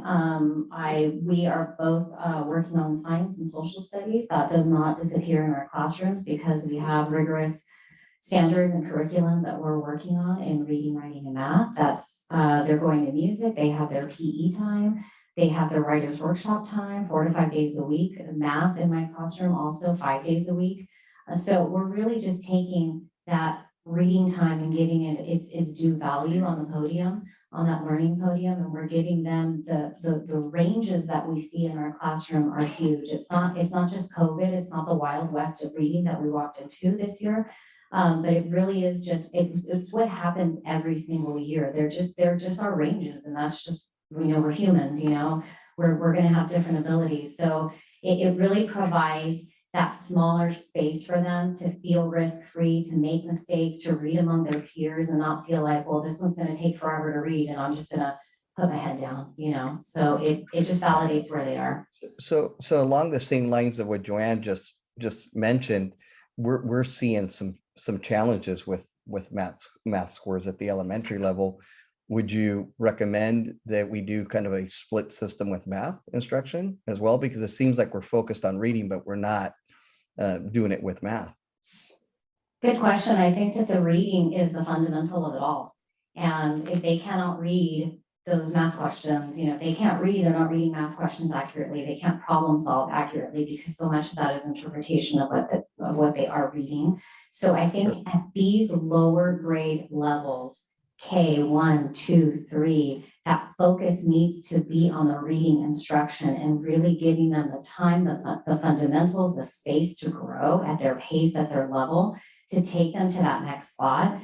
I do see where you're going with that. I do see the concern that, math does need more time. I don't know where we'll get it because everything else is PE has minutes, and then we have science, we have social studies, and writing is a heavy component of the writer's workshop program that we've adopted. So I think, we are giving math its due space also. I know that I do small groups in math also at the end of a chapter where I will spend 2 days doing math review centers, and that's when I could pull parents in to help me do that. But that's at the end of the chapter, where or a day that I have manipulatives, a parent can come in and help to monitor that. So again, in these lower grades, I just want to highlight the importance of the lower grades need that split reading environment because the ranges are so huge there, and we really want to give them their time. Okay, thank you both. Thank you. I have one question that I'm not sure to ask you or ask Blake or probably both. I think you've made a compelling case for 2 issues that are the most compelling reasons not to change this program: small group learning and classroom management. So my question is, there's pro reasons to change it, there's con reasons not to change it. In my mind, you've identified compellingly the 2 reasons not to change it: small group learning, classroom management. I'm trying to create a win-win from this side of the aisle for everybody, which is, how can we get is there a way we can get small group learning and classroom management supports so you can still have the small groups, but also the longer time to address, for example, more time for math? Is there a way we can do that? And I'm not sure that's an answer for you to have to answer, but that's the challenge that's facing us all.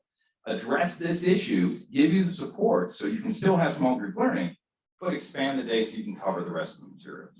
I think in an ideal world, Neil, that is absolutely possible and perfect. But when we can't get staffing and aides, and we've had a computer lab sitting with nobody running it for 2 years because nobody gets it, You kind of just get nervous to say, oh, let's try it. Let's, if that's the case, then there has to be a steadfast plan ready to go with staffing support.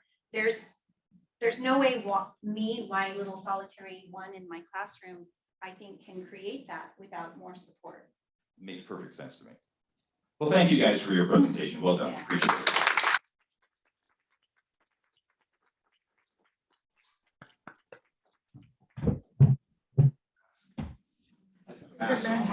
it.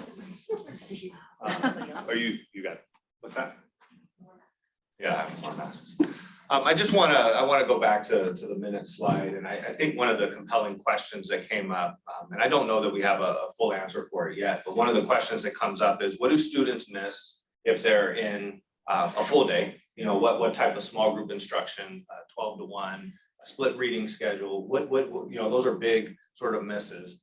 And I just want to sort of refocus back on what are students missing or gaining if you look at a 59 days, or if you look at 24 days, or if you look at 14 days. I mean, these are individual days of instruction that students get. And that's what we're grappling with. And I'm not saying that that's the answer. I'm saying that that's the question that we're trying to answer right now. And to really, I mean, I think it paints a pretty interesting picture when you look at, yes, 12-to-1 is obviously ideal. The lower the class size, the more ideal, of course. At the same time, you know, there are bounds, we're bound by certain, you know, by certain boundaries essentially, and we're stuck with what we have, certainly, and we can provide supports, but you look at lost instructional days or less instructional days, I shouldn't say lost, less instructional days, and it's the question. So I'm gonna leave it at that and move on to, I think the next is strength. Let's go there. So just sort of reiterating, we did talk about some of the major, and I appreciate Dr. Goldman that you pointed out, you know, some of the major strengths of a split schedule, the split reading schedule, you know, is your small group instruction, your ability grouping.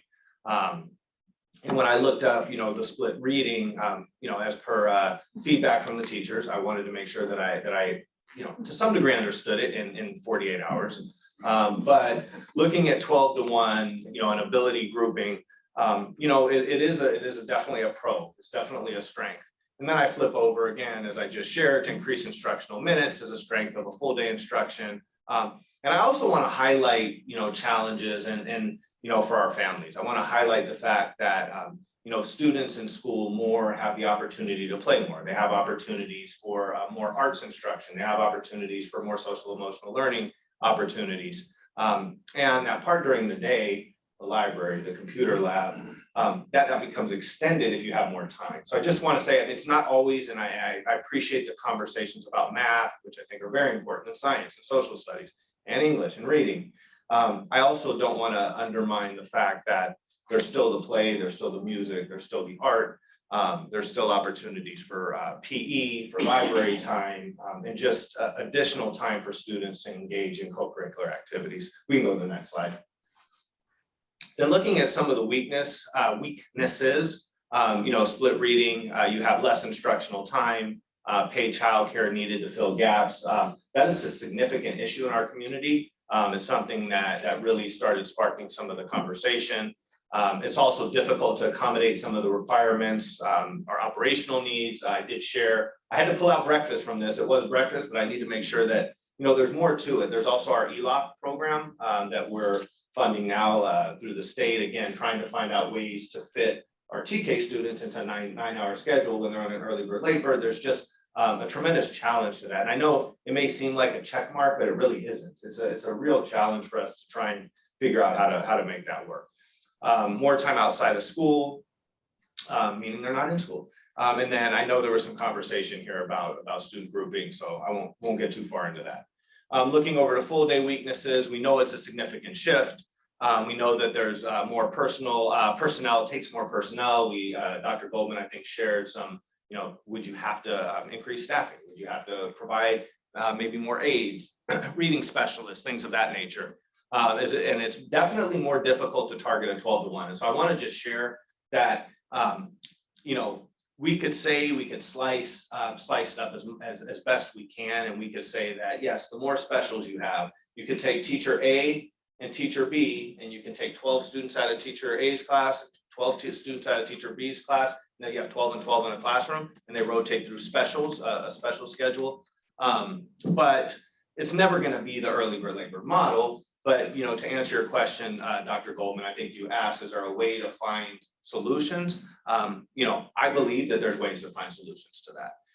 And then it's not a gradual shift to more time in school for younger students. And then obviously there's potential for, as we said, traffic. Again, that's a minimal weakness. I mean, there's ways that we can mitigate that though. But just going to point it out. So then looking at the state recommendation. So this actually is a 2022 guidance from CDE, California Department of Education. They do recommend that LEAs prioritize full day TK. So that's, you know, our primary grade. As this option is typically better. If you look there at addressing the needs of working families, maximizing student learning opportunities. And then it also suggests, the research suggests that programs are more effective at ensuring that students get the learning experiences needed through a mix of small group and large group instruction. And so, you know, this is sort of the frame as we look at our extended learning opportunity program for our TK students. You know, we're looking at it through the lens of what the CDE has sort of given us to look at it with. And then looking at our Senate bills that are currently, you know, at the state level, Senate Bill 70 requires students to complete a year of kindergarten before entering first grade. So you have your mandatory kindergarten.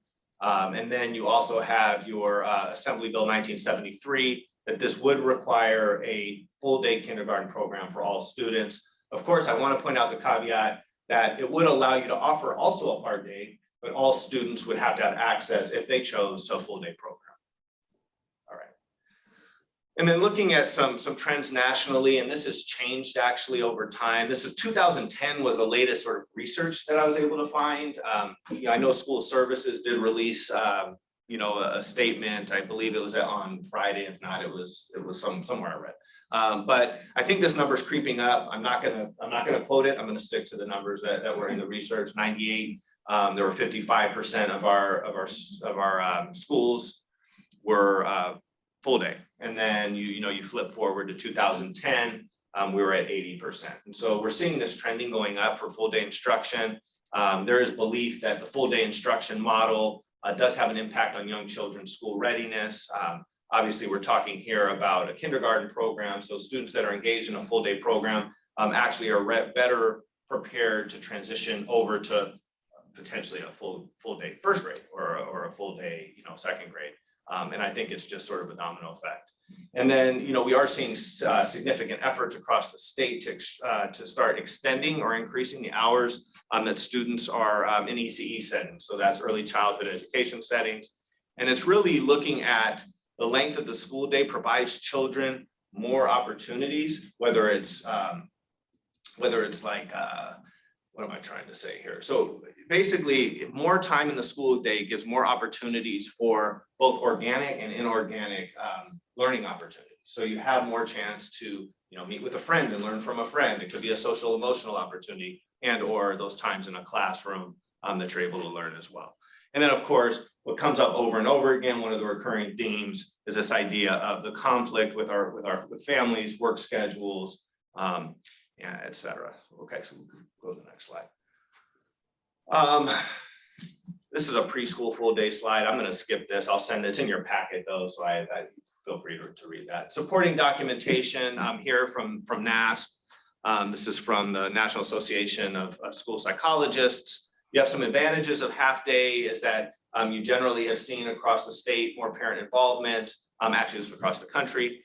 Better match for shorter attention spans for typical 5-year-olds. I think that's come up a couple times. Then there's some equal benefits. You have use of individualized or innovative curriculum. Again, we saw that in conversation regarding split reading. And then you have fatigue or stress level of the child. That's gone on both sides.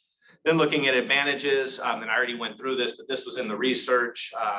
Although it was from 2004, we're finding it harder and harder to find research on part day instruction in 2022 than we were in, obviously, when you saw 98, 99, as you start seeing more of these transitions. But higher achievement for disadvantaged and low income children, that just continues to be a major sort of trend throughout this research. Higher reading scores in early grades, fewer grade retentions has also come up multiple times in this. So it's something that I think as a district, we want to look at our retention rates over the last, several years, just so that we have a better understanding of that data. More time spent with individualized instruction.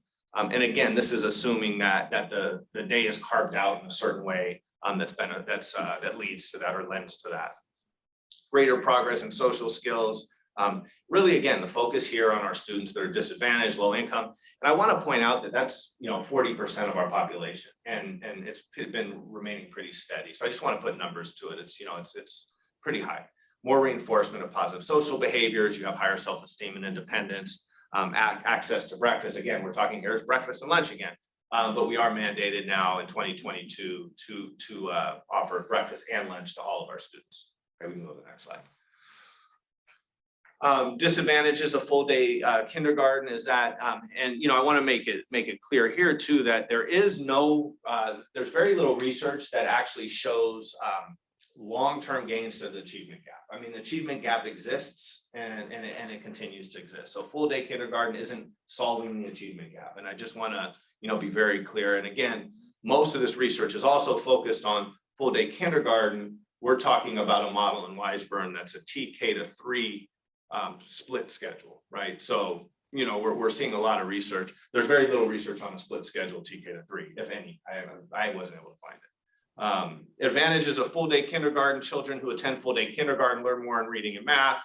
Again, more opportunities for learning, significantly greater progress in language proficiency. And that was actually discussed in terms of students with English language learners. Full day kindergarten helped children from low economic families of low SED, socially economically disadvantaged, perform better.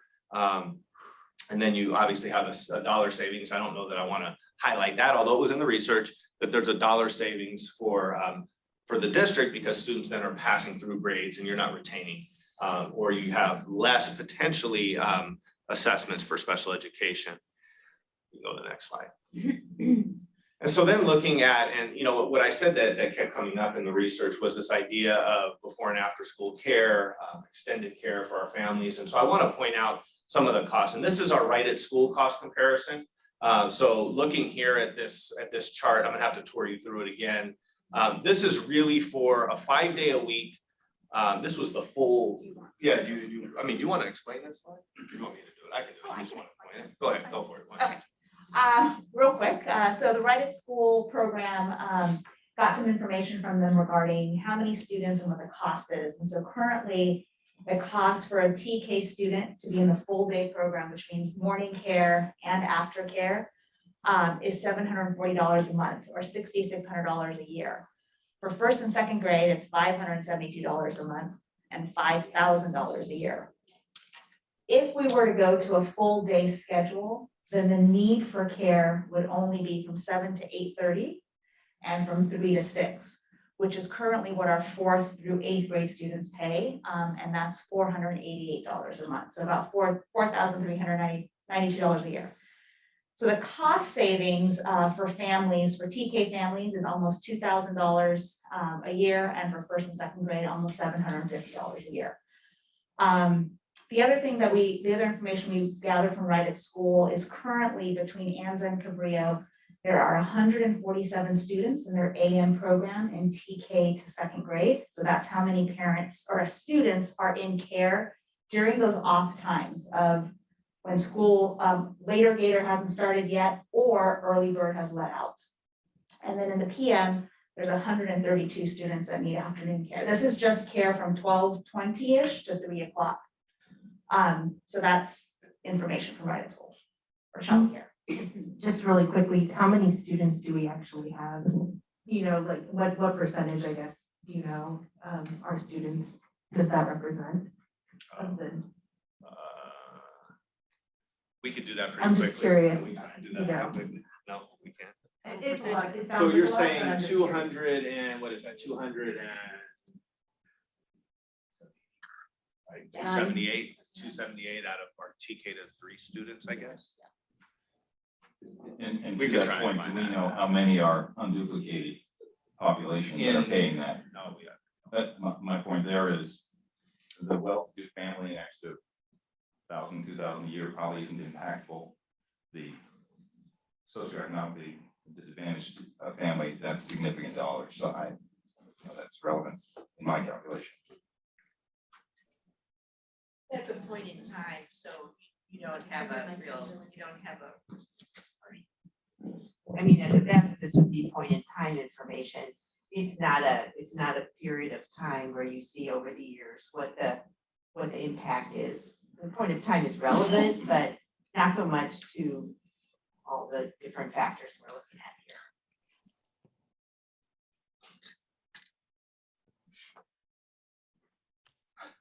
I thought you were trying to speak. Just one more factor, just one of the many. Okay, so then looking at staffing needs, and yes, I have to bring up breakfast, again.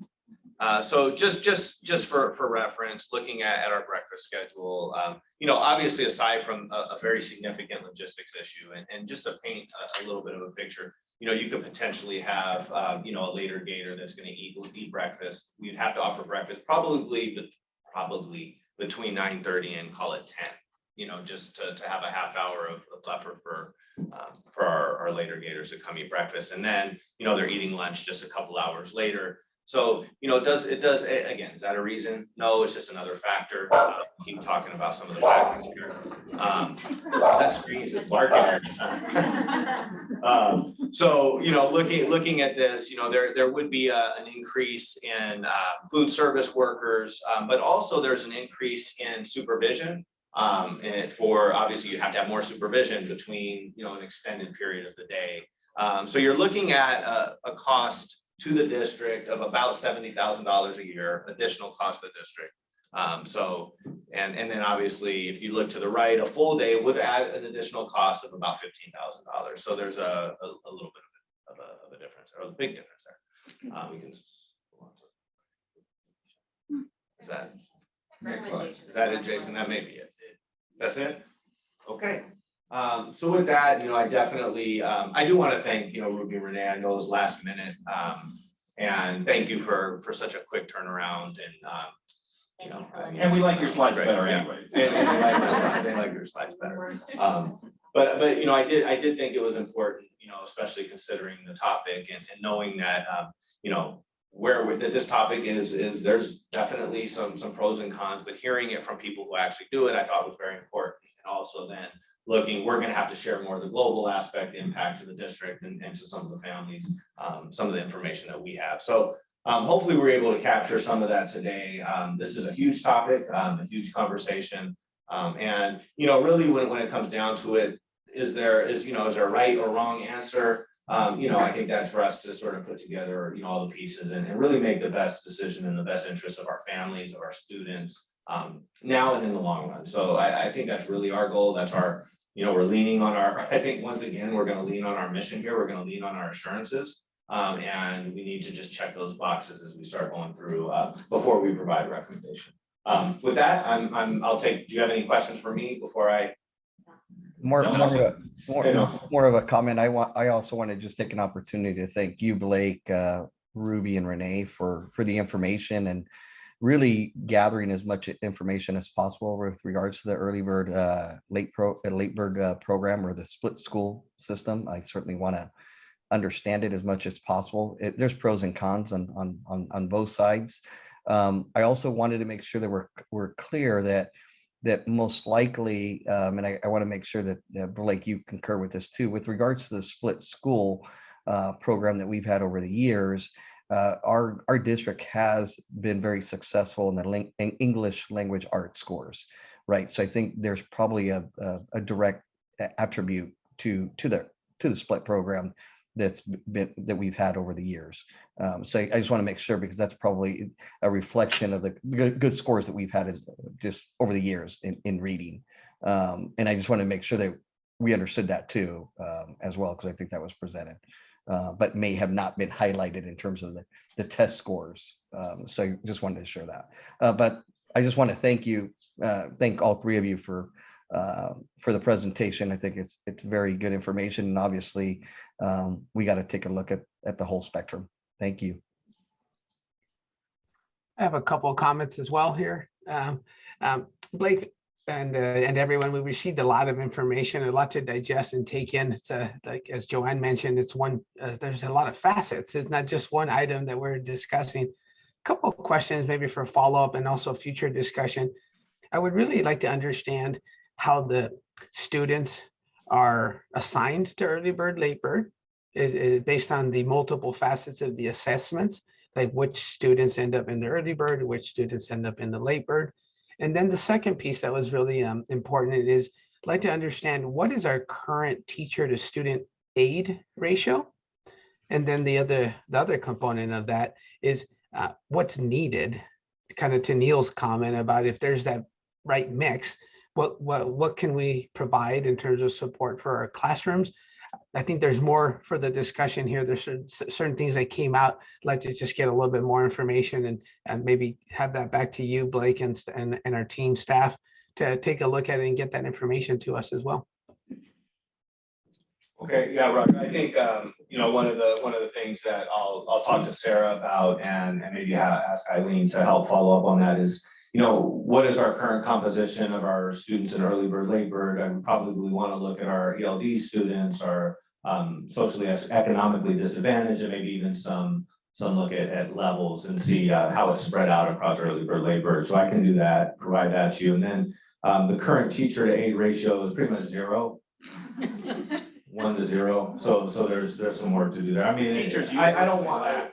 Yeah, I don't want to belittle the fact that there are aides that are doing a really good job, but it's really insignificant. I mean, the number is insignificant, you know, to support teachers in the classroom at this point. Okay,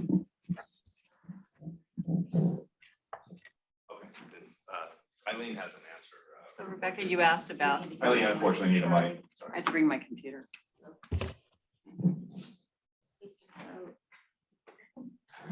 You asked about the population, the percentage of students in the, based on the numbers Misha just provided. We have about 1,032 capacity in K through 3rd.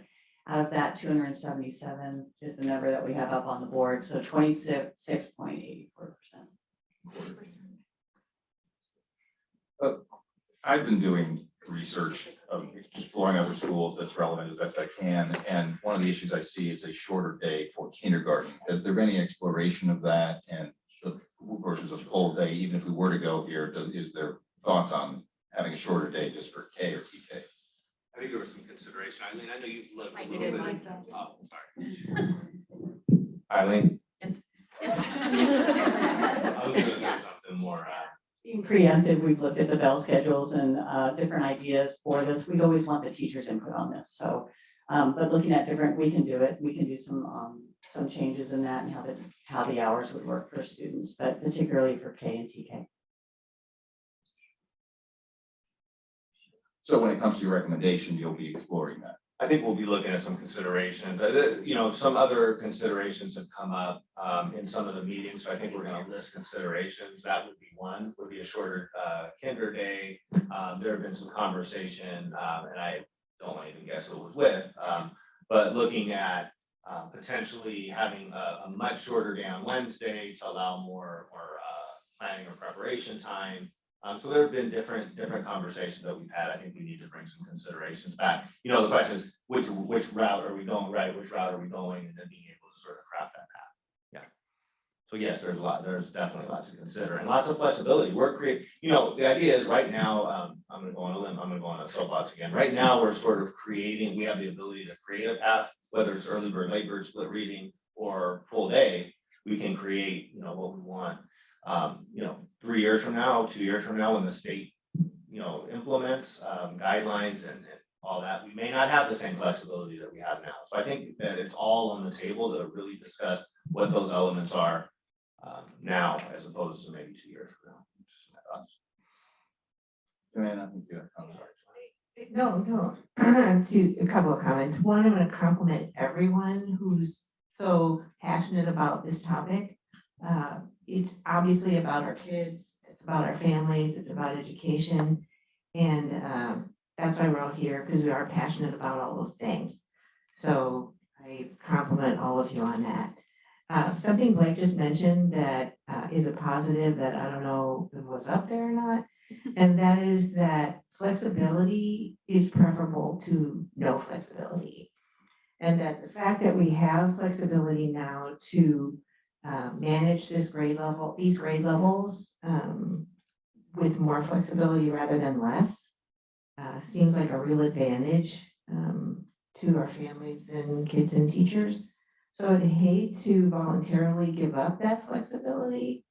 I would, however, feel, like you said, that we need to visit how we're managing that flexibility and decide if we're satisfied with the decisions that we've made and implemented to this point. So I like flexibility. And I have one more thought or question, and that is, I have heard that there are parents who do not understand our schedule when they're coming into kindergarten, and I'm curious if we're losing parents because of the schedule. I'm also curious if we're gaining parents and students because of the schedule. I don't know those numbers. That would be impactful if there, I know that's difficult to find, but if we can identify that, that data would be informative. And one last thing, as you say, yeah, that's hopefully will be it. We have one-time money coming in.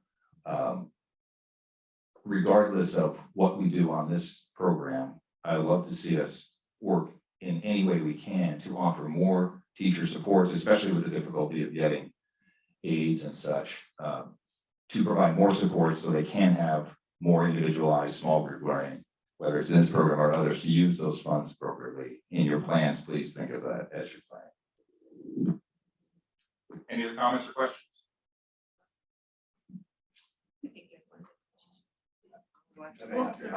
Yeah, I think we'll have to unfortunately hold it till public comments, but this is why we put public comments after this. So we're trying to give you the opportunity. So we'll give you some exercise one more time. Hang on. Okay.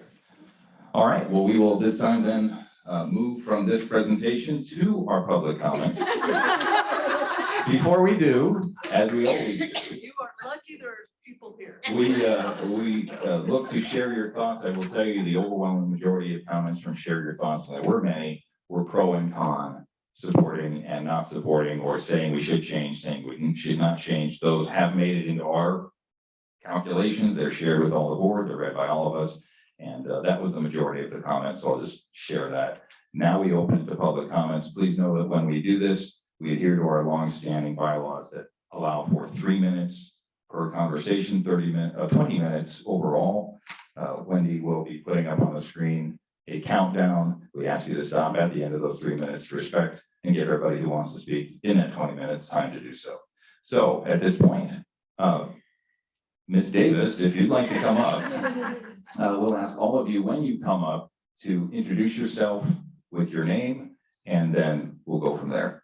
And so we have, I do have someone who's had their hand up on Zoom, so we'll do that after we do the. Or we can ask Deb to go back and forth. I need my staff. Yeah, okay, we'll do in-person first. Thank you. 3 minutes, that might be enough for me, people that know me. My name is Deborah Davis. I teach TK at Cabrillo. I won't even say how many years I've been teaching, over 30. But just to answer 2 of your questions, Neil, you mentioned other ideas, and I mentioned this to Blake. I'll email you. There's a district that has early bird split reading. They have 30 minutes more in their day. So there's an option to be able to add minutes and still keep split reading. They do it K-2 though.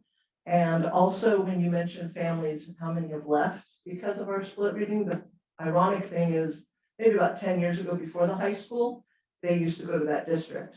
A lot of people would ask for permits out to this district that also has early bird. So that kind of 2 good questions. See, I kept it under 3. Thank you.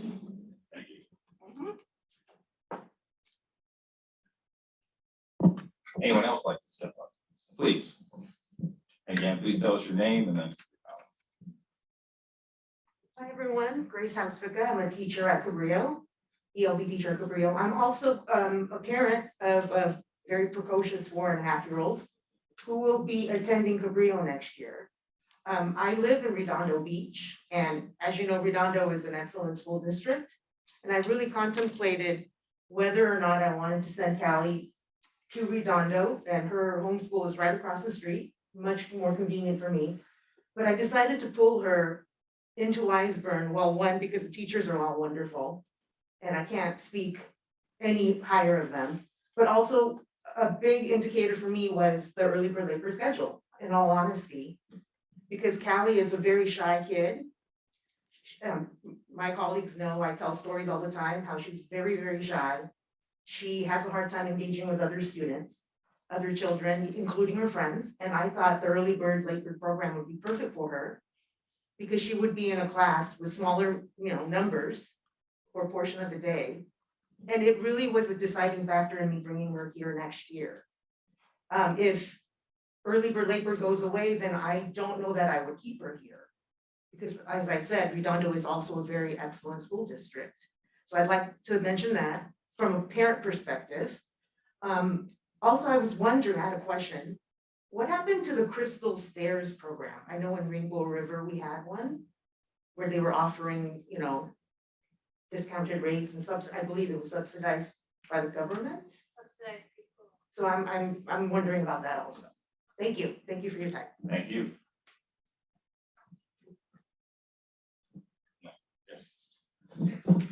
Thank you. And by the way, as a reminder, if it's not an agendized item, we can't comment on it, but we certainly can hear you and look into it later. Good evening, Dr. Goldman, board. My name is Carrie McNally, and I am very encouraged by the comments and the discussion that the board has had tonight about keeping the conversation about this issue focused, being the early bird, late bird issue, focused on the pillars that the board has identified. Specifically, that the decision be based on student-centered and future-ready students. Obviously, the conversation that we've had and heard tonight is that the benefit of the split schedule is the small group instruction that students are able to have. However, as you aptly pointed out, Dr. Goldman, there are many ways to effectuate that small group instruction that does not necessitate an early bird, late bird schedule. For instance, small groups, small classes, grouping, differentiated instruction can all be provided through additional intervention teachers. I've seen this done throughout the state this year. I'm an advocate for school districts, by the way. So I've seen it done throughout the state this year. Increased paraprofessionals, there's additional monies on the table, one time, maybe more time, dollars coming. There are strategic intervention schedulings that can be done. So as Dr. Silvers was mentioning, you can rotate through those specialty classes to allow for students to have that smaller group opportunity. Additionally, centers, as the teachers themselves talked about, also other individual teaching strategies. This conversation, I think, should be focused around instructional minutes and the benefits of additional instructional minutes for our students, and providing those minutes to our students so they do not lose out on additional opportunities that are being provided to the majority of other students throughout the state. The number of instructional minutes matters, and in fact, some research shows that it's one of the most significant indicators of academic success. Every week, our primary students miss out on hours of instructional time that would otherwise be required and received by students throughout the state.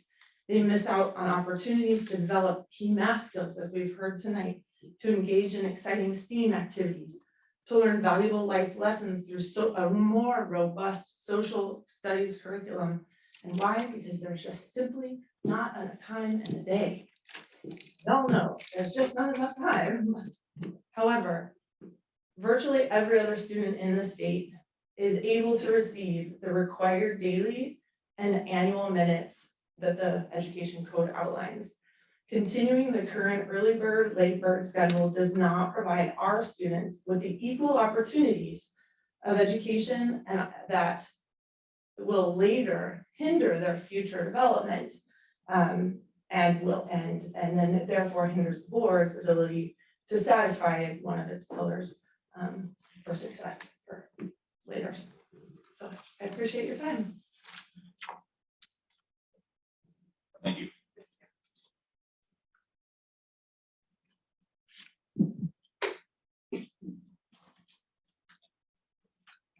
Good evening, everyone. My name is Octavio Gutierrez. I am an English development teacher at Juan Carrillo Elementary School. I just want to emphasize that the current system that we have, which is early bird, late bird system, as a lot of you are calling, or reading grouping, is benefiting also our English language learners because we are providing services before or after school, which is not impacting their normal day. Not only that, but as some of you have heard, Cabrillo Elementary School was awarded with a couple of awards, Blue Ribbon and such, which was because of the program that we currently have. So that's just something that I want to emphasize and bring to your attention. And just, go from there and make sure that we're taking care of all of our students, and that's our main focus. Thank you. Thank you.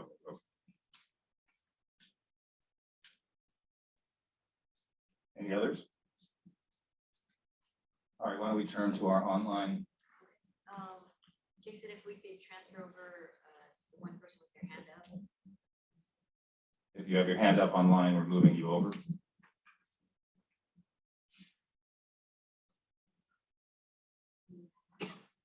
Elad?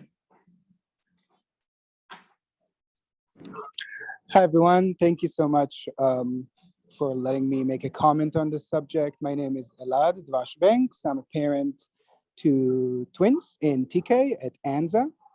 And I wanted to express my support to keeping the early bird, later gators schedule. I'm a parent to a special needs child, and it is very clear, and we don't need a lot of research to show that special needs kids with ADHD or on the autism spectrum highly benefit from smaller groups that promote their social developmental skills, that promote their academic skills, that the teacher can have more time with each student, especially those students that need the most support from our teachers.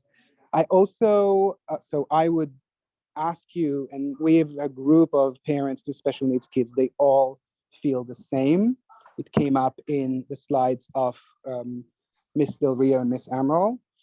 I also want to say that it's very clear that the vast majority of teachers that have expressed their opinion, whether in this meeting or outside of this meeting, are strongly advocating to keep the early bird, later gator schedule. And I think we should really take this seriously. I think our teachers are an incredibly important pillar in our community. They are the ones that are with our kids every single day in the classrooms, and their opinion and their idea of what's happening in classroom should be taken into consideration at a higher degree than any other research that shows. And I feel like it was missing from the presentation. We kept talking about families and students, but we did not talk about teachers. And teachers are a third of our community in our schools. I also had questions about the burnout rate of teachers. I don't know if we have low burnout rate because of the early bird, later gator schedule, and what would it do to staffing, because staffing is a increasingly growing need in all school districts, and what would it do, what financial impact it would have when you would need to hire more aides. I think the superintendent focused on the financial impact on the breakfast program, but not on the financial impact of hiring more aides. And those are my comments in support of keeping the program. I believe most parents and almost all teachers would support that as well. Thank you so much.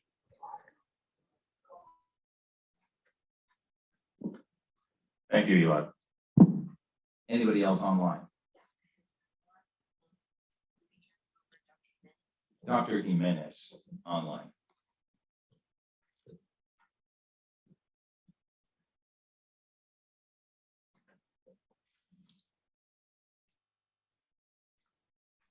Hello? Can you hear me? Yes. Okay. This is Dr. Jimenez's wife. I hijacked his his good evening. This has been a really wonderful discussion. We have a son that will be going to Cabrillo Kindergarten, and I honestly, I hear both sides. I just wanted to maybe ask you to not consider this an either or, but maybe there's a way to have both, or maybe strive for both. Strive for a longer day, more instructional minutes, while keeping smaller classes. And certainly we would need more teacher support for that, but I know there's a lot of funding out there. And so just maybe a consideration. I know this seems to be sort of a dichotomy in the discussion, but I'm thinking, why not aim high? Maybe we're aiming for the moon, maybe we won't be able to get there, but maybe we will. So because the small classroom teacher to student ratio is very important, but so is the instructional minutes. So just something to consider. Thank you. Thank you, Dr. Jimenez's wife. You have a first name. Natalia. Thank you very much, Natalia. All right. Anyone else? Oh, yes, there's one more, Priya Wiley. Priya Wiley. And if Nelson or Roger, one of your dogs, wants to speak, just let us know. Hi, this is Priya Wiley. I wanted to, I have a kindergartner at Anza, but I'm also a kindergarten teacher in a different district, and I teach full day kindergarten. So I see both sides of this, and I think I see a lot of benefit to being a full day kindergarten teacher, but we've been doing it for years. What I would say is, in making this switch, it's going to take time to adjust for sure, but there has to be, it's critical to have aid support. I teach a full day kindergarten class, but I have a full day aide. So I'm not alone in a class of 24 kids. It's critical to have additional adults to be able to do small groups. I do see the positives of having more time, because I feel like I'm able to do more things with my students, but it is imperative in making the switch to add other adults to the room. Thank you. Thank you, Priya.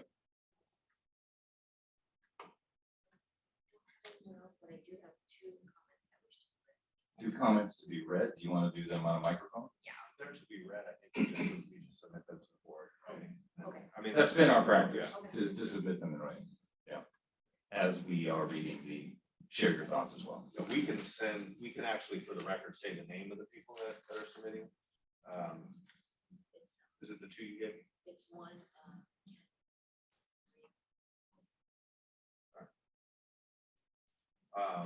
So we have Dr. Goldman. I'll submit to the board 2 comments, one from Maria Acosta Flores and then one from Kathy Gore. And then I'll provide both those comments.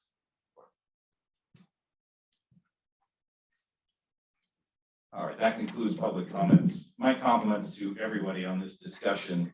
I always hoped that on a concerted issue, we would have dialogue and conversation and both sides represented and more, and I think that was done tonight. So my compliments to you. Well done, everybody. Big decision for us to be making. Thank you very much.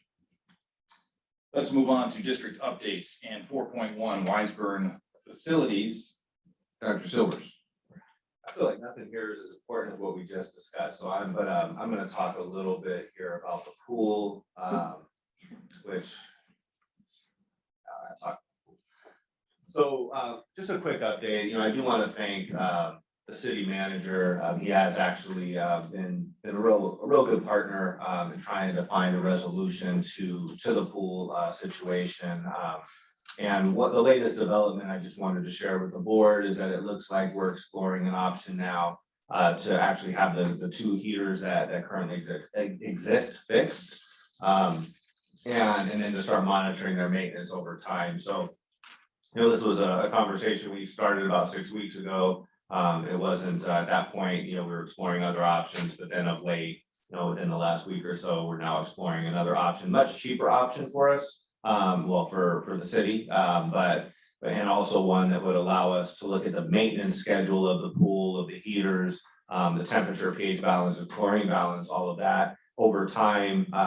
So we have better baseline and better data. So we're gonna do that. We're probably looking at, a 1.5 to 2 month potential at the out, to get this fixed. So obviously that's not ideal. We'd like to have it fixed sooner. So we're gonna push it. I know right now we have Jonathan Nava. I think he was here. He was here.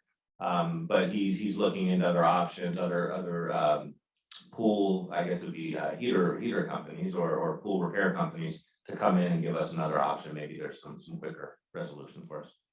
And we're still exploring the reason these things failed. That's correct. If in fact the sizing was undersized. That's correct. And I think the problem is that that's a month, 3, 4, potentially longer investigation as to what's going on. And, it's gonna be potentially, as we look out at pointing fingers type scenario that we're gonna have to dive through. So in the interest of getting the pool open sooner, it looks like a repair may be the best bet. It was either repair or replacement. Replacement is $500,000 plus, and the repair is 130,000. So much cheaper, probably more economical, and provide some data too. Questions or comments? Thanks, Dr. I have a, Roger has. yeah, I have a comment here. Just Blake, thank you for the update here on the heater and the pool. I know we're working closely with the city manager to try to get this item repaired. I am disappointed in that it's taken this long in terms of assessing to use the expression pointing fingers.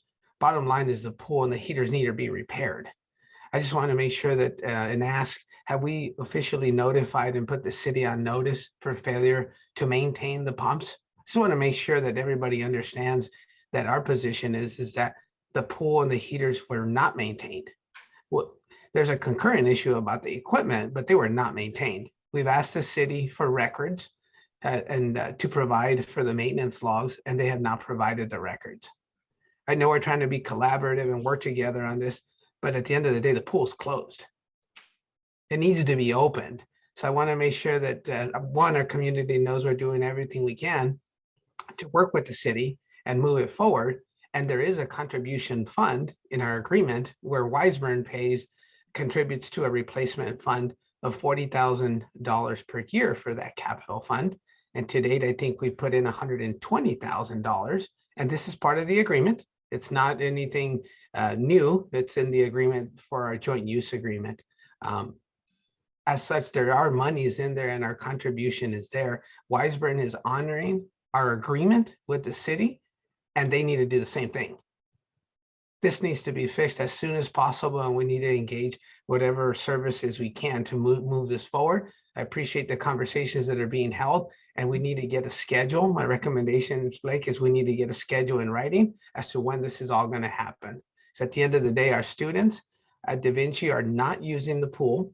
They're actually having to go to a different school site to practice and to use and to further competitions, but also the pool is close to our residents. So I'd like to request that if we haven't already, formally submit the letter that we've been discussing to the city, and also request a hard schedule from the city so that we know and we can provide that information to our community. When is this pool going to be opened? I could comment on that. Please do. So, one thing, Roger, that the city did commit, back, I think I shared it with the board at the last meeting, if not in an update, that we're gonna, basically, they committed to paying for replacements for the replacement heaters, and they did that, it must have been 3 weeks ago or so. We did pass that emergency resolution at this board, to go out and get sole source, the heaters.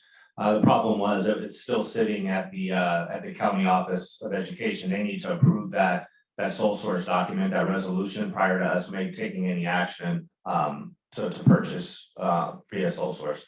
So there was some question as to who's the contractor. They had other questions we had to follow up with. So part of it was the county slowing up the sole source option, and then so it's working 2 paths. So we were looking down that pathway.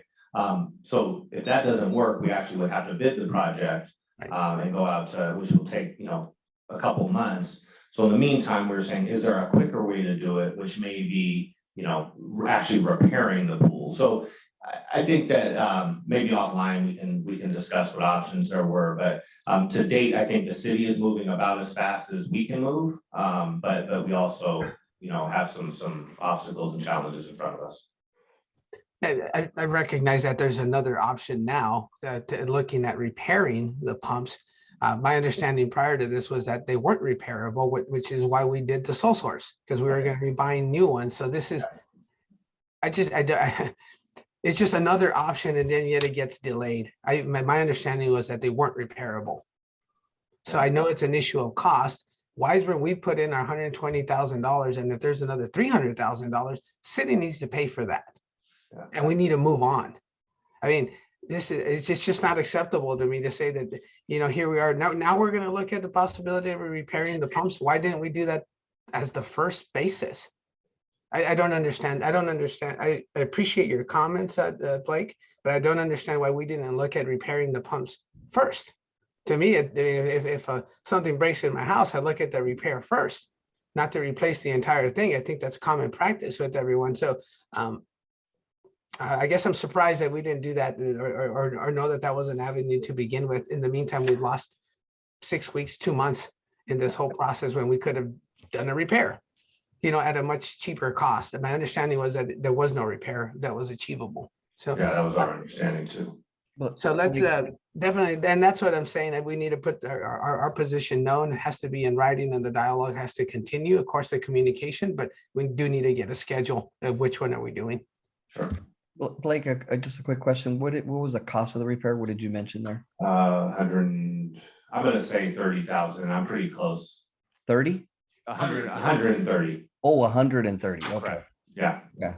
Okay. So kind of to build on what Roger was saying, how did we suddenly decide we were able to repair the equipment when originally there was no repair possible? And there was no maintenance done on this equipment. So what happened? How did we decide suddenly we could repair it? So it came from the city. The initial response from the city was that they were irreparable, that these couldn't be repaired. And so then we were looking obviously at the replacement piece. Then just this week, the city manager contacted me, sent me an invoice of, you know, potential fix for it, you know, heat exchangers, et cetera. There's a list of parts that we would have to order. And I called him about it. He said basically that there is an option. They're still concerned and believing that it's a design issue and that these parts, so from the beginning, his point was these parts would never fix it, that it's just that they're not gonna be able to withstand the number of gallons in the pool. So I guess they didn't suggest that in the first part, just said it wouldn't, the repair wouldn't, there was no repair, which is why we were looking for a heater. But I think as the time goes on and then the cost is there and, you know, we're looking at how can we get this pool up and running quicker? It just seems like to him that the best bet may be to try and repair and get these parts that will repair the heater instead of replacing them and seeing what happens. So is that throwing good money after bad? I mean, Well, we're trying a solution that we don't really know is right. That seems, I mean, that's counterproductive to doing the right thing. I mean, just putting my lawyer hat on for a second, just want to second what Roger said about putting the city on notice about the maintenance issue. And that we think that they had an obligation to maintain it under the contract and they haven't met that obligation. I think it seems clear. And I think we need to put them on notice about the fact that that's the case, regardless of what we do going forward, just to protect our rights in the event that this doesn't work. You know, and that they continue not to maintain it. So just. And if we repair the equipment, does that jeopardize our reclama back to the designer that it is a bad design? No, it doesn't. We're actually at the same time, we're having ASCIP, our insurance writer, look at errors and omissions. They're gonna actually do an investigation regardless and we'll get some findings from them as well. So if it's fixed, it's still gonna be investigated. It's gonna take a long time. This ASCIP's gonna take 4 or 5 months probably before they bring back findings. I know we need to get this pool open sooner than that. So that's the goal. And Blake, just a final thought there. I do want to say thank you and appreciate your attention to this matter. I know it's important to you. It's important to all of us. And seems like just that the goalpost moved here. You know, with regards to full replacement, we're definitely going along that path. And as you outlined, we approved an emergency resolution to sole source the document. So we're doing everything, or the equipment, we're doing everything we can to make sure that we're helpful in this entire process. And then hearing this news is why I'm a little frustrated to hear that that's now the goalpost has moved there. But I do want to say thank you for all your due diligence and effort that you've been putting into this. And I know you spent a lot of time, and you and I have had many conversations as well. So thank you for your due diligence on this matter to get the pool open. Thank you, Blake. Thanks, Roger. And a final thought, if ASCIP does in fact discover that there was absence of responsibility and there is reimbursement, I would want to ensure that the 120,000 that we've put in is reimbursed and refunded. Yes. Not that it just goes to some arbitrary place. Back into the Yes. reserve fund, of Yes. course. Yeah. Yeah, and Roger, I would say I share your frustration. It was pretty surprising that it all of a sudden was a fix. But I'm just saying, again, time, we could talk offline, but I totally understand your frustration on the switch. All right, let's move on. Moving to 4.2 Wiseburn Da Vinci Partnership Update. We do have one of our scheduled joint meetings pending, and I'm going to suggest that we do our board and ultimately the Da Vinci board, that we use those particularly for issues that are relevant to both of our boards. For example, we have a CTE structure issue upcoming. We have the funding of the soccer field. So the presentations don't need to be made to both boards, but in fact, to a single board joint when we meet. That just seems a good use of our joint time and productive. So that's my suggestion moving forward. Do we have another joint board? It's in scheduling right now. We don't have it scheduled. Okay. Secondly, Joanne, I'll turn to you relative to where we are on your particular partnership meetings to bring us up to date. Of course, Roger and I are working together, so we can have a joint discussion here too. I don't know if you have anything you want to start with, Roger, or. Oh, please go ahead, Joanne. You don't have to be quiet, please don't. Roger and I have met with Joe Weber and Brian Mead. That's our, as we're fondly calling these groups, our 2x2s, which are 2 Wiseburn members and 2 Da Vinci board members on these committees. And we've had 2 meetings now. Our committee is to do with facilities and funding. And I think one of the good things we're doing is to build relationships. That's part of the goal here, of course, to work with the board members from both sides to understand issues and to find common ground and to solve problems. Of course, with the funding in particular, the Da Vinci's been in place for a while, the schools have been in place, and we're still working with some of the original funding, the ways funding is managed are some of the original definitions.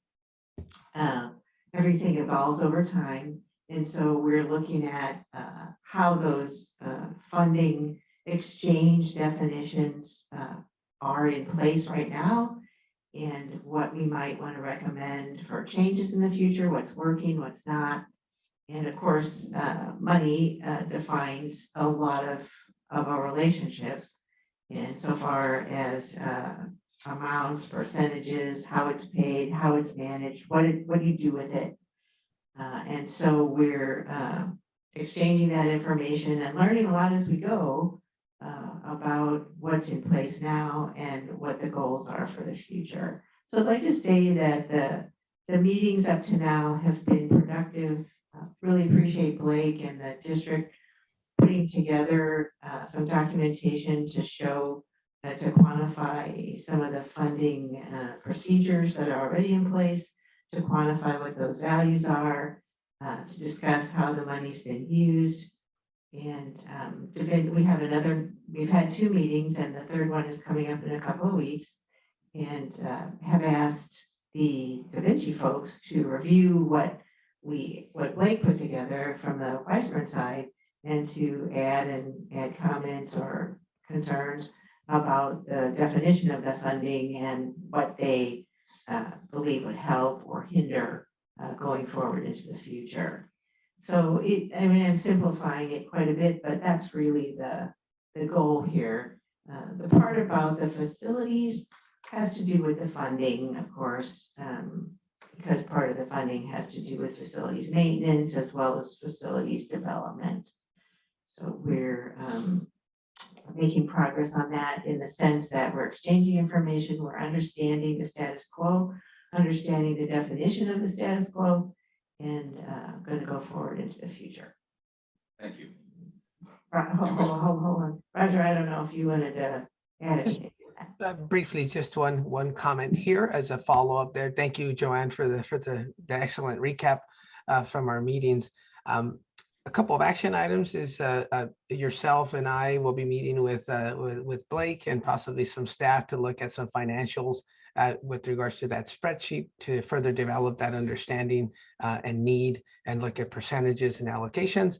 Da Vinci will be doing the same thing. That would be Brian Meath and Joe Weber. They'll be meeting with their with Da Vinci staff as well, and then we'll be together as a committee. We'll be meeting. I believe we have June 10th as our next meeting date. So Blake, I'm going to task you with getting us a date for our group to get together and add one more meeting to the calendar before the June 10th. I owe you a date, I'm sorry. And that's the update that we've got. Thank you so much. Thank you, Roger. Rebecca, do you wish to speak on your group? Sure. So Nelson and I are on the Arts and Athletics 2x2 working group meeting. I don't know, but it's late. My brain is sleepy. We met with our counterparts on the DB board. We have a second meeting scheduled. We agreed in the first meeting to meet at least monthly to resolve whatever issues there may be. And the first thing that each side is supposed to be doing before our next meeting is to be gathering specific information about the offerings, the athletics and BAFA offerings of visual and performing arts programs, specifically at Dana and then the high schools, and so that we can start to look and see where programs are actually articulating, where they're not, what sort of collaboration there can be to make those programs more seamless, and then also gathering budget information from both sides that we can share with each other sort of going forward. But we had a good first meeting and looking forward to our next one. Hopefully when I don't have COVID, which is what happened with the first one. So we did it virtually instead of in person. But also, I don't know if you want to add anything about that. Rebecca, I think you summarized it well. Very good first meeting. We're not going to assign you at least no work to schedule our future meeting because it's scheduled for June 13th, right, Rebecca? So we're good there. But we do have homework for you, Blake. We do need to have a conversation about our offerings. So we'll probably need a little bit of help from you. All right, no problem. Yes. Thank you. Thank you, Rebecca. Roger, you want to talk about the other one or should I? Oh, sure. I wanted to mention that Monique Ingram will also be included in some of our future discussions. I want to thank the fact that Monique is involved as a liaison between Da Vinci and Weisburn, and looking forward to, as I think when Roger and I meet with Blake, we'd really like to have Monique join us if possible, so that you have a sense of what's going on, not just a sense, but actual knowledge of what we're talking about as we do these groups. So I saw you in the back and I thought I'd say hello and mention that we'd like to get you involved as well. Roger? Yes, on the other committee for which is the governance committee, we've had challenges scheduling our first meeting due to COVID. My family had COVID, so I was personally quarantined even though I didn't have it. So I couldn't make one of the meetings. And then unfortunately also Mr.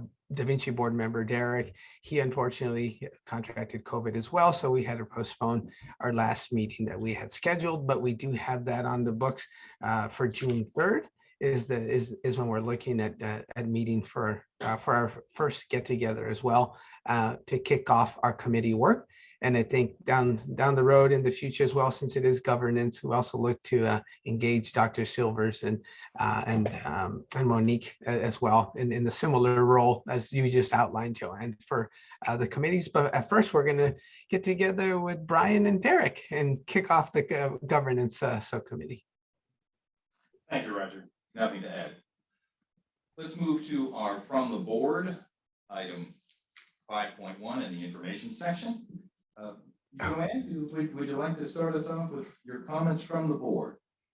Absolutely. I'm gonna try to keep this really short, hard for me, but I will do it. One, I wanted to thank Anne, who unfortunately had to leave already, and the WEF board and WEF participants, to thank them so much for, oh, good. Although, good, okay, so I'll focus on you. So anyway, to thank you folks for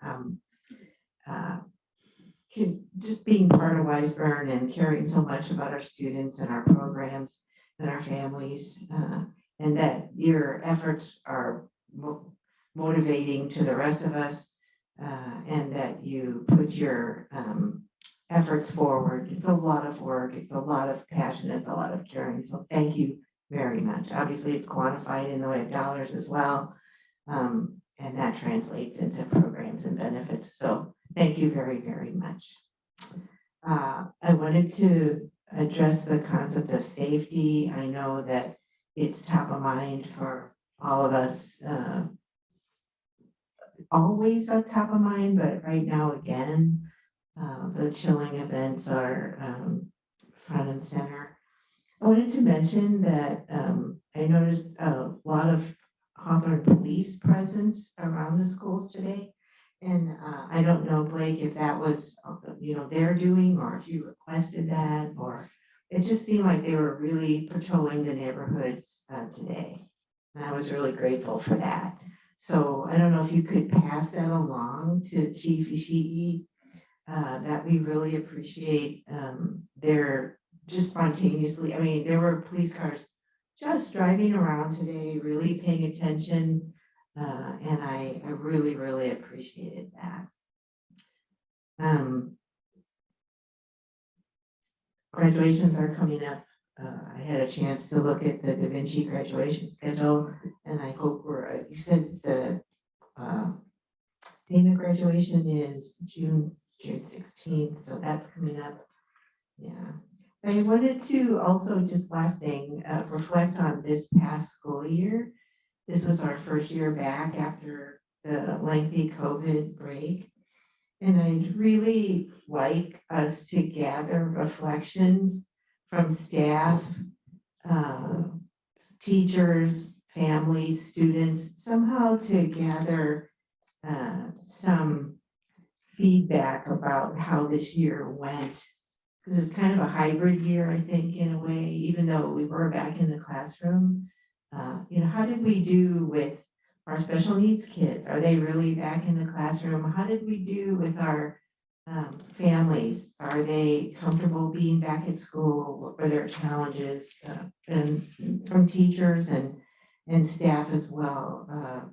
I'd appreciate some feedback about that as a board, so we can learn from that and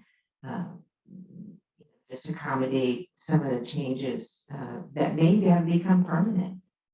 I think there's been a lot of permanent change from the COVID environment too. And I would like us to investigate that and document it so we have some record. And once again, congratulations to all our long-term folks that we honored tonight. You see, we have some retirements that we're approving, so that will be recognition as well. So thanks. A long meeting tonight, and thanks to everyone. Thank you, Joanne. I'm going to break a little bit of protocol and actually go next and piggyback on something you said about safety. I am distressed, distraught, angry, furious, frightened, and motivated, and more about the school shootings. A statistic I learned in listening to BBC reporter Caddy K, who mentioned from 2009 to 2018, in the United States, there's been 288 school shootings. The next highest country in the world is Mexico with 8. Joanne, you and I had a lovely conversation yesterday about this and lamenting that we can't play offense here, but it's incumbent upon us to play defense. We just had our facilities master plan meeting that I encourage folks to watch online, and we'll talk about what our plans are and vision for the future. And we talked about safety as already our first and most important pillar in our assurances, but certainly elevated by the recent events, and just this construct of the likelihood of this happening in our district is still small. We have a great history of safety and are proud of our ratings for safety, but should it happen here, that would be catastrophic, and we have to do everything to prevent it. As such, we are exploring funding options to add safety and security. This is a mandate for all of us, I believe, for our district. Candidly, when we look at our funding options, there is none that will support the needs we have in safety alone without a bond. We have an opportunity to look at a bond. We're looking at other funding options. I implore us to pursue this, and I implore the community, if you're listening to this, or if you ever do, we need your help. We need your help to keep our schools safe, because we need to add security features here. We're already pretty safe, but there's more things we can, and I would argue must do, and we need your help to get them done. So that's my ask, so we can do the defense we need to do, and protect our students, protect our staff, protect our community. Totally different subject. We do listen to what folks say at Share Your Thoughts and in our public comments. One of the public comments was made about Pledge of Allegiance. What is the protocol? What we have learned is that Pledge of Allegiance is done inconsistently. It's all day in some schools, one day a week in other schools. I would ask that we consider and ask Blake to bring us back a board policy on what our Pledge of Allegiance policy should be, and have that for our next board meeting as a result. You mentioned graduations. I do want to mention our GEM in SLC had a lovely experience at their open house. Thank you to all the teachers and leadership there. And that'll do it for me. Rebecca. Thanks, Neil. So May is Mental Health Awareness Month, and there have been horrific events across the country, including here in California over the past couple of weeks. We are all living through trauma. We have been for the past several years. In March of 2022, a new study by the Department of Health and Human Services, the U.S. Department of Health and Human Services, showed a significant increase in children diagnosed with mental health conditions from 2016 to 2020, including an increase of nearly 30% in the number of children diagnosed with anxiety or depression. The traumatic events of this past week are a reflection of our failure as a nation to address gun violence.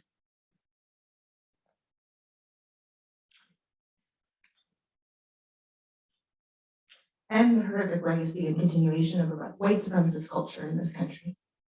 I can love my country while at the same time wanting to change it. I was reminded today of a quote from Miriam Kaba, an American activist, grassroots organizer, and educator who advocates for the abolition of the prison industrial complex. She's written a book called "We Do This Till We Free Us." Her quote is, "When I feel overwhelmed by what is going on in the world, I would just say to myself, hope is a discipline. It is less about how you feel and more about the practice of making a decision every day that you're still going to put one foot in front of the other, that you're still going to get up in the morning and you're still going to struggle. It is work to be hopeful. It is not like a fuzzy feeling. You have to actually put energy, time, and you have to be clear-eyed, and you have to hold fast to having a vision. It's hard to maintain, but it matters to have it, to believe that it's possible to change the world."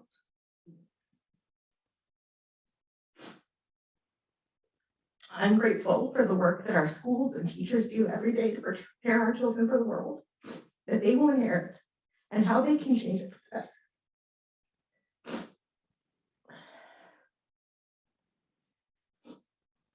Thank you to our counselors, to the care team, to the ACTS team, and to all the mental health professionals in our district. Earlier this week, the district sent out a series of resources for how to have conversations with students about these traumatic events, including a reminder that the district partners with Curasalis to connect families with mental health services that they may need. I also want to remind folks that in 2021, Governor Newsom signed SB 14 to amend the education code to allow students to miss school due to mental or behavioral health concerns, and that those absences are to be treated the same as any other excused absence. Please take care of yourself and your loved ones. Thank you, Rebecca. Nelson. Thank you, Neil. Obviously, I think everyone knows where our minds are at today. Or, you know, my thoughts and prayers go out to the families of that horrific school shooting and the victims and the community. And I think, as my three colleagues have shared, you know, this is where our mind's at, and we're obviously concerned about the safety of our students. And as Neil said, we had a meeting earlier to make sure that that's the number one priority of our master plan. Blake and I also had an opportunity to talk about just about the safety items around our school sites and things that maybe we can continue to improve. And I just agree with my colleagues. It's a very difficult time right now, and but it's also a time also to kind of reflect and revisit our sites and see if there's anything else we can do to improve, because ultimately our responsibility and first and foremost is to ensure that we have a safe site for our students, our staff, and our community. That is our number one priority. So that's all I have tonight. Thank you, Nelson. Roger. Thank you, Neil. I'd like to thank all of my colleagues here for their comments and concern as I share a lot of your thoughts as well. Looking at the tragedy that occurred in Uvalde, it's just, when you take a moment and step back and look at what happened, I mean, these were 9 and 10-year-olds. Just let that sink in for a moment, right? I know you all know the details, but when I started reading the news, it was shocking, because this was at an elementary school. All life, all students are valuable and precious, and that my comment is really more the realization that these were very, very young children with the least defenses. This is essentially, in my view, a predator that had a very targeted view and try to do the most damage with the least amount of risk, which is quite frankly sickening. I do look forward to us with our new master plan and improving our facilities, and I look forward to looking to see what we can do in terms of defending ourselves and putting in different measures in place so that we can be prepared. And a lot of that is also education, but it's changing our facilities and our protocols and our communication, and also strengthening our partnership with our local law enforcement, being the Hawthorne Police Department and as well as El Segundo. I think this is also an incredibly important topic. I'd like to make sure that we have this item on our agenda for our joint meeting with Da Vinci, as that is a high school, right? And those are separate, but I really would like to have a thorough conversation and understand, where we can work together. There is a partnership. It's Da Vinci is how do you say, there are high school, right? And our students and our children are going to that school, and we're in this together. In fact, we hold our board meetings in the same building where we have classes. So I would really like to see that as a high priority topic on our agenda, to share thoughts and where we can work together in terms of being supportive to each other, both on the K-8, but also on the high school side. On a separate topic, I'd like to congratulate and thank our longevity award honorees tonight. It's unbelievable their amount of time and commitment that they spent with our district. So I'd like to thank them for their many, many years of service. And also would like to thank the WEF board and all the volunteers. What a wonderful partnership it is to be together with the Wiseman Education Foundation and everything they do for our community. I think just as we talk about some tragedies throughout the world, there's also some great collaborations, and WEF is certainly one of those. So I'd like to thank them for their partnership and their contributions to our community. It definitely makes us stronger, and it gives us something to also work on and build on. So I'd like to thank our entire WEF board for all their contributions. And that's all I had today. Thank you. Thank you, Roger. For some reason, the human intimacy that seems appropriate, it seems first names are right tonight. Just to recognize everybody in that light. Peggy, if you would, our Director of Psychological Services, your comments as we move to the cabinet. Fine, get out of my chair. Good evening, everyone. I just wanted to share my excitement in the possibility of hopefully tonight at item 9.2 that you're going to approve a district nurse for next school year. And it's my first person I've been able to hire this school year. Very excited about that. Yeah, but you've hired more consultants than anyone.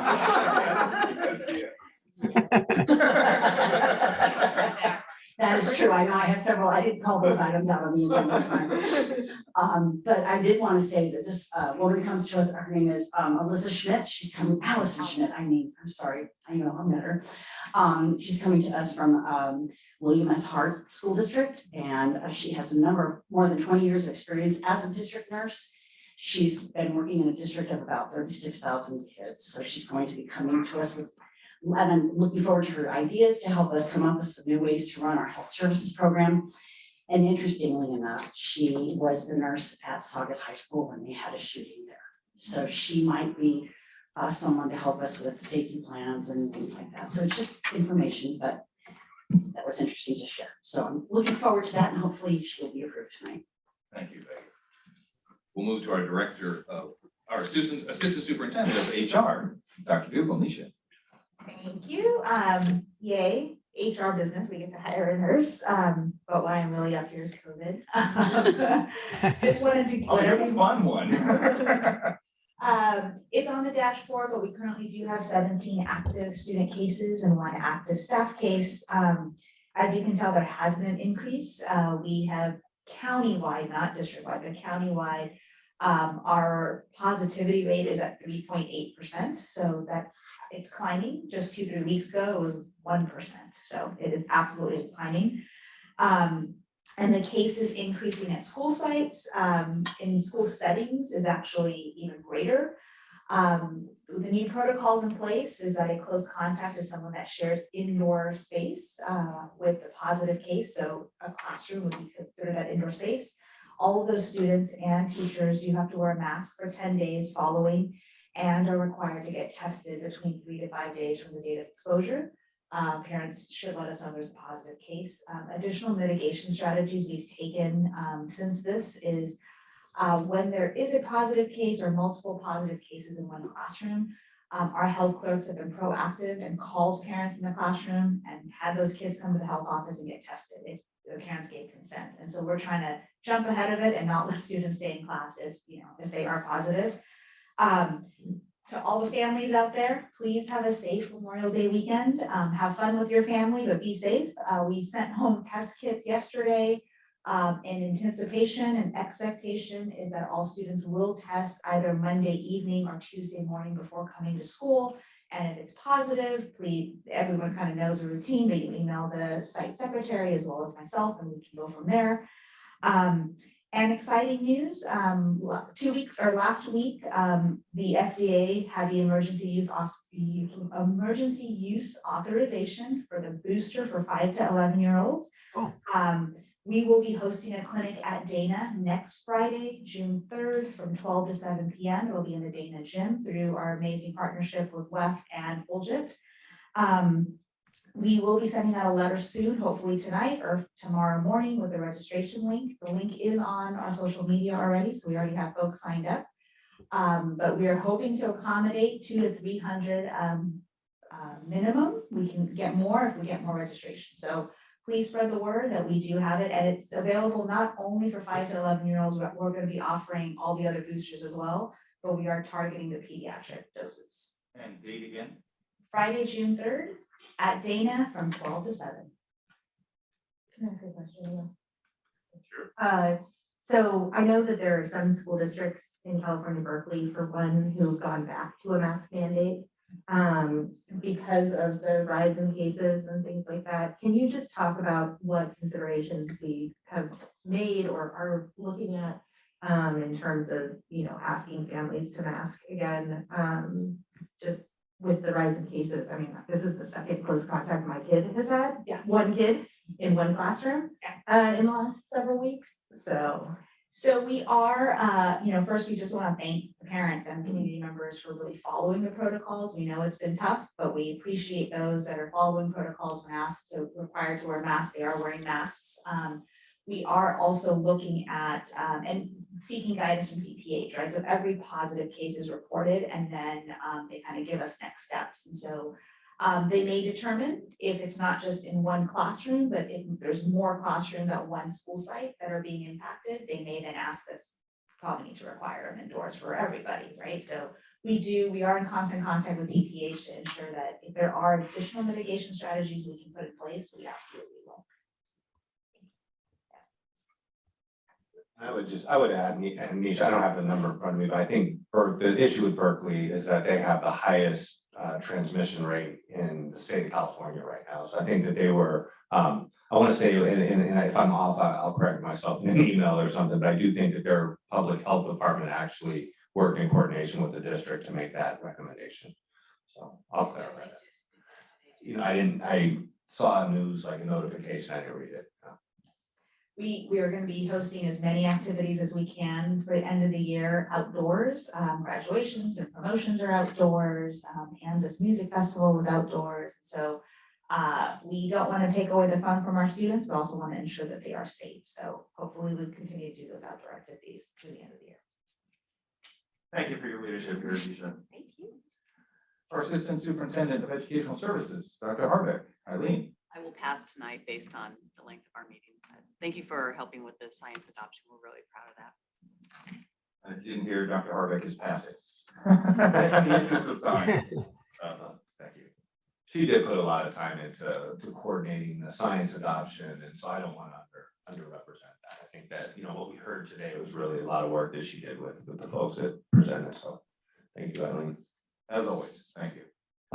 Dr. Silver. Yeah, I just want to acknowledge, and I know it's been acknowledged several times today, just the tremendous and awful loss of life that many of us sort of grappled with over the last, couple of days, whether it be, coming to school or knowing that our students, those that we're responsible for, were victims in another school district, and that is a really important, it's really important for us to understand just the responsibility that we carry as educators, as school district leaders, to be sure that we're, that we're cognizant constantly of our responsibility to ensure that our students are safe. And then I also, want to share that there were two teachers in our sort of rank and file, two of our teachers, we want to look at them as that were impacted, and killed during this event. And, these are the people, our teachers, our staff, are the people that are sitting at the front desks. They're the ones that are monitoring the front doors. They're the ones that are, taking kids' temperatures. They're really on the front lines of being, every day. And certainly in the case of dynamic events or, just terrible events like we saw and have seen, too many times, that they're the ones in the front line. So just want to acknowledge that as well. I do want to say a special thank you to Erica Corder, and I know Monique is back here as well. The turnaround time, on the message that we were able to send out with resources and so forth. Monique, I know you were, up at midnight working with Erica on doing this, put together this document with all the resources in there, to the best of our ability, trying to provide families with talking points and just where can you go to get more support. So thank you for that, Monique, and to Erica, who may or may not, I think she was on earlier, but may or may not be on still. But thank you to all. Wanted to share a couple other things. I want to, Nisha just talked about COVID, and we're now at, I think today it was 2 years today. Was it 2 years or 2.5 years today? I know Dr. Gilcheck on the call this morning. Today's a marker in something, maybe it was 2.5, I guess. Anyway, I just want to say that, we just closed a case. There were some issues at Cabrillo, one of the classrooms there. We saw some significant increases in cases. Rebecca, I know we talked about this, and, today officially yesterday, LA County Department of Public Health closed the case. And talking to Nisha about it, and she said, they were asking what mitigation strategies have we put in place, and we had done them all. And so the reality was we kind of hit all of those points, and they said, okay, well, you got basically you're good, you've done everything that you can do. And I think pretty much thank Nisha for the work that we've done to lead this process.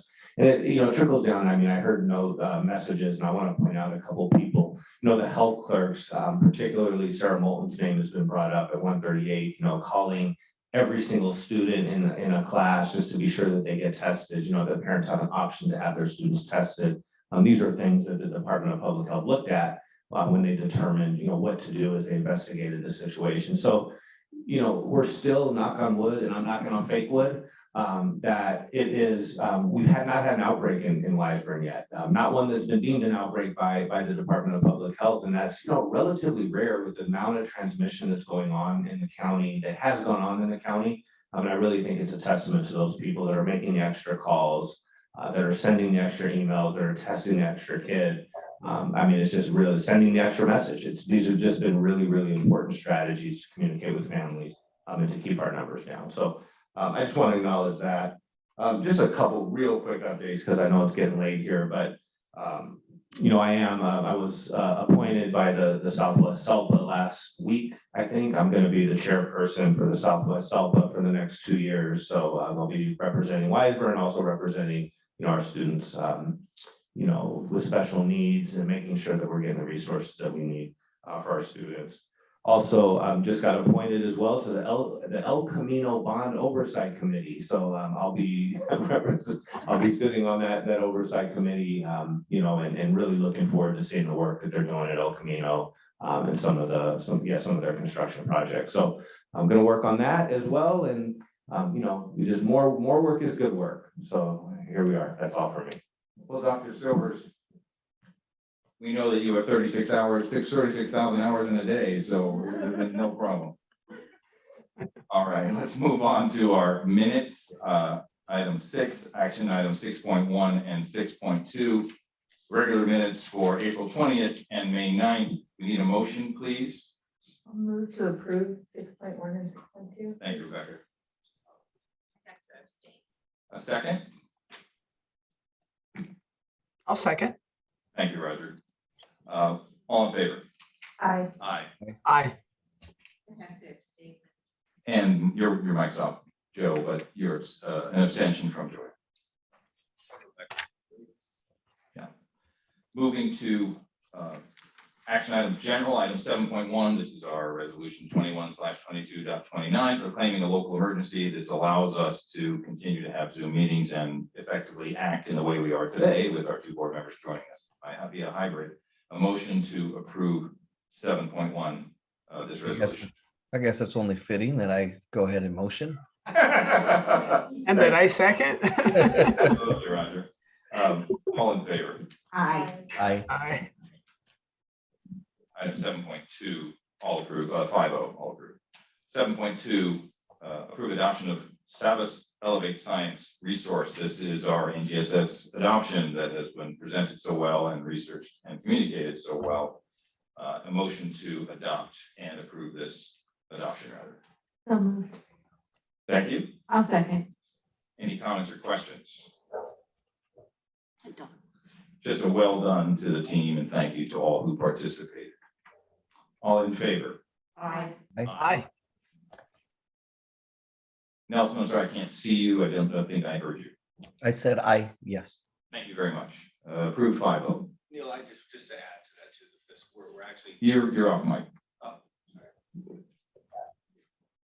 Dr. Coleman, I think that one thing to point out is that we do have lottery funds right around, it's called $376,000. That's to be used for instructional materials. We're going to go ahead. It's restricted dollars used for instructional materials only. We'll go ahead and utilize that for this adoption. So Yeah. most of it, Great use of restricted funds that not tremendously impinging upon our.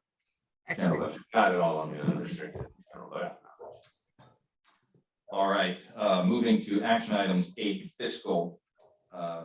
If you're so inclined, a motion for 8.1 and 8.2. I'd like to motion 8.1 through 8.2. Thank you, Nelson. Second. Thank you. Questions or comments on either of these? Now, again, we're approving that which we've done before and nothing terribly outrageous in receipts and orders. We'll take a vote. All in favor? Aye. Aye. Any opposed? No. Again, 5-0. Moving to consent, action items, section 9. We can in fact take all 1 through 10 together if someone wishes to motion. I'd like to motion 9-1 through 9-10. Thank you, Nelson. I'll second. Thank you, Joanne. We do want to recognize items, which is your 9.2, yes, thank you very much. Yes, new nurse, which we're thrilled to have. Thank you very much, Faith. I don't think there's any questions I have. All in favor? Aye. Aye. 5-0, aye, 5-0 approved. Action item 10, personnel, approve a leave of absence certificate stack. This is Cora Nakama, I believe. Kara Nakama. This was, I don't know if I can mention what it's from relative to our vote last time. I think we would probably not. Yeah, so let's move on, and any comments or questions here? Now that I do need a motion, yes. Thank you.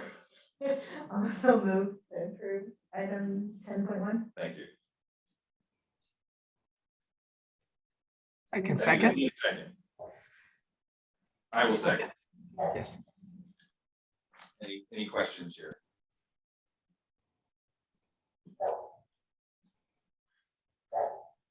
All in favor? Aye. Aye.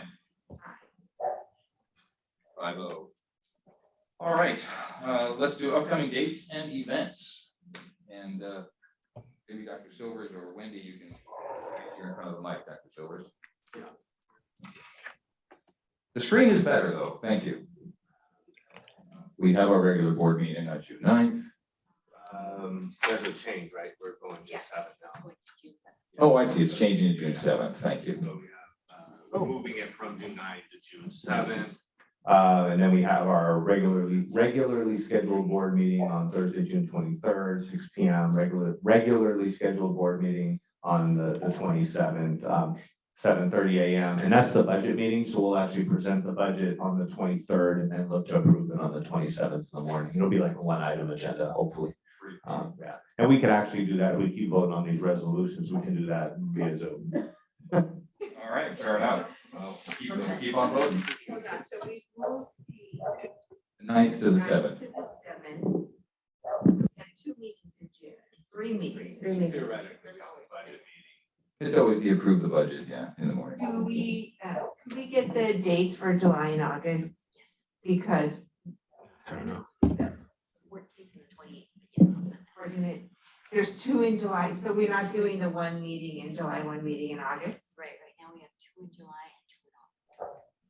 I think I don't have the dates. And I will not be here for the July 14th meeting. And I think, Dr. Goldman, if I'm correct, I think you asked me to keep the 2 meetings, but if we want to cut to 1, that we would, and maybe it was. I think I asked the question. I don't know, Okay. sure there was any mandate there. So maybe I just did it just to hold it, but we could obviously just make it 1 if we. Yeah, let's contemplate that. I'm not, yeah. So when are they again, Wendy, in July? So in July, it's July 14th and 28th. And in August, they are August 11th and 25th right now. Okay, thanks. All right, that concludes all the agenda items we have at this time scheduled for this meeting. Any other issues anyone wishes to raise or bring up at this time?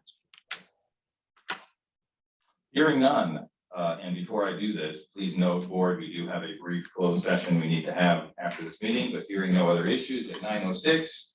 Thank you very much, everybody. This meeting is adjourned.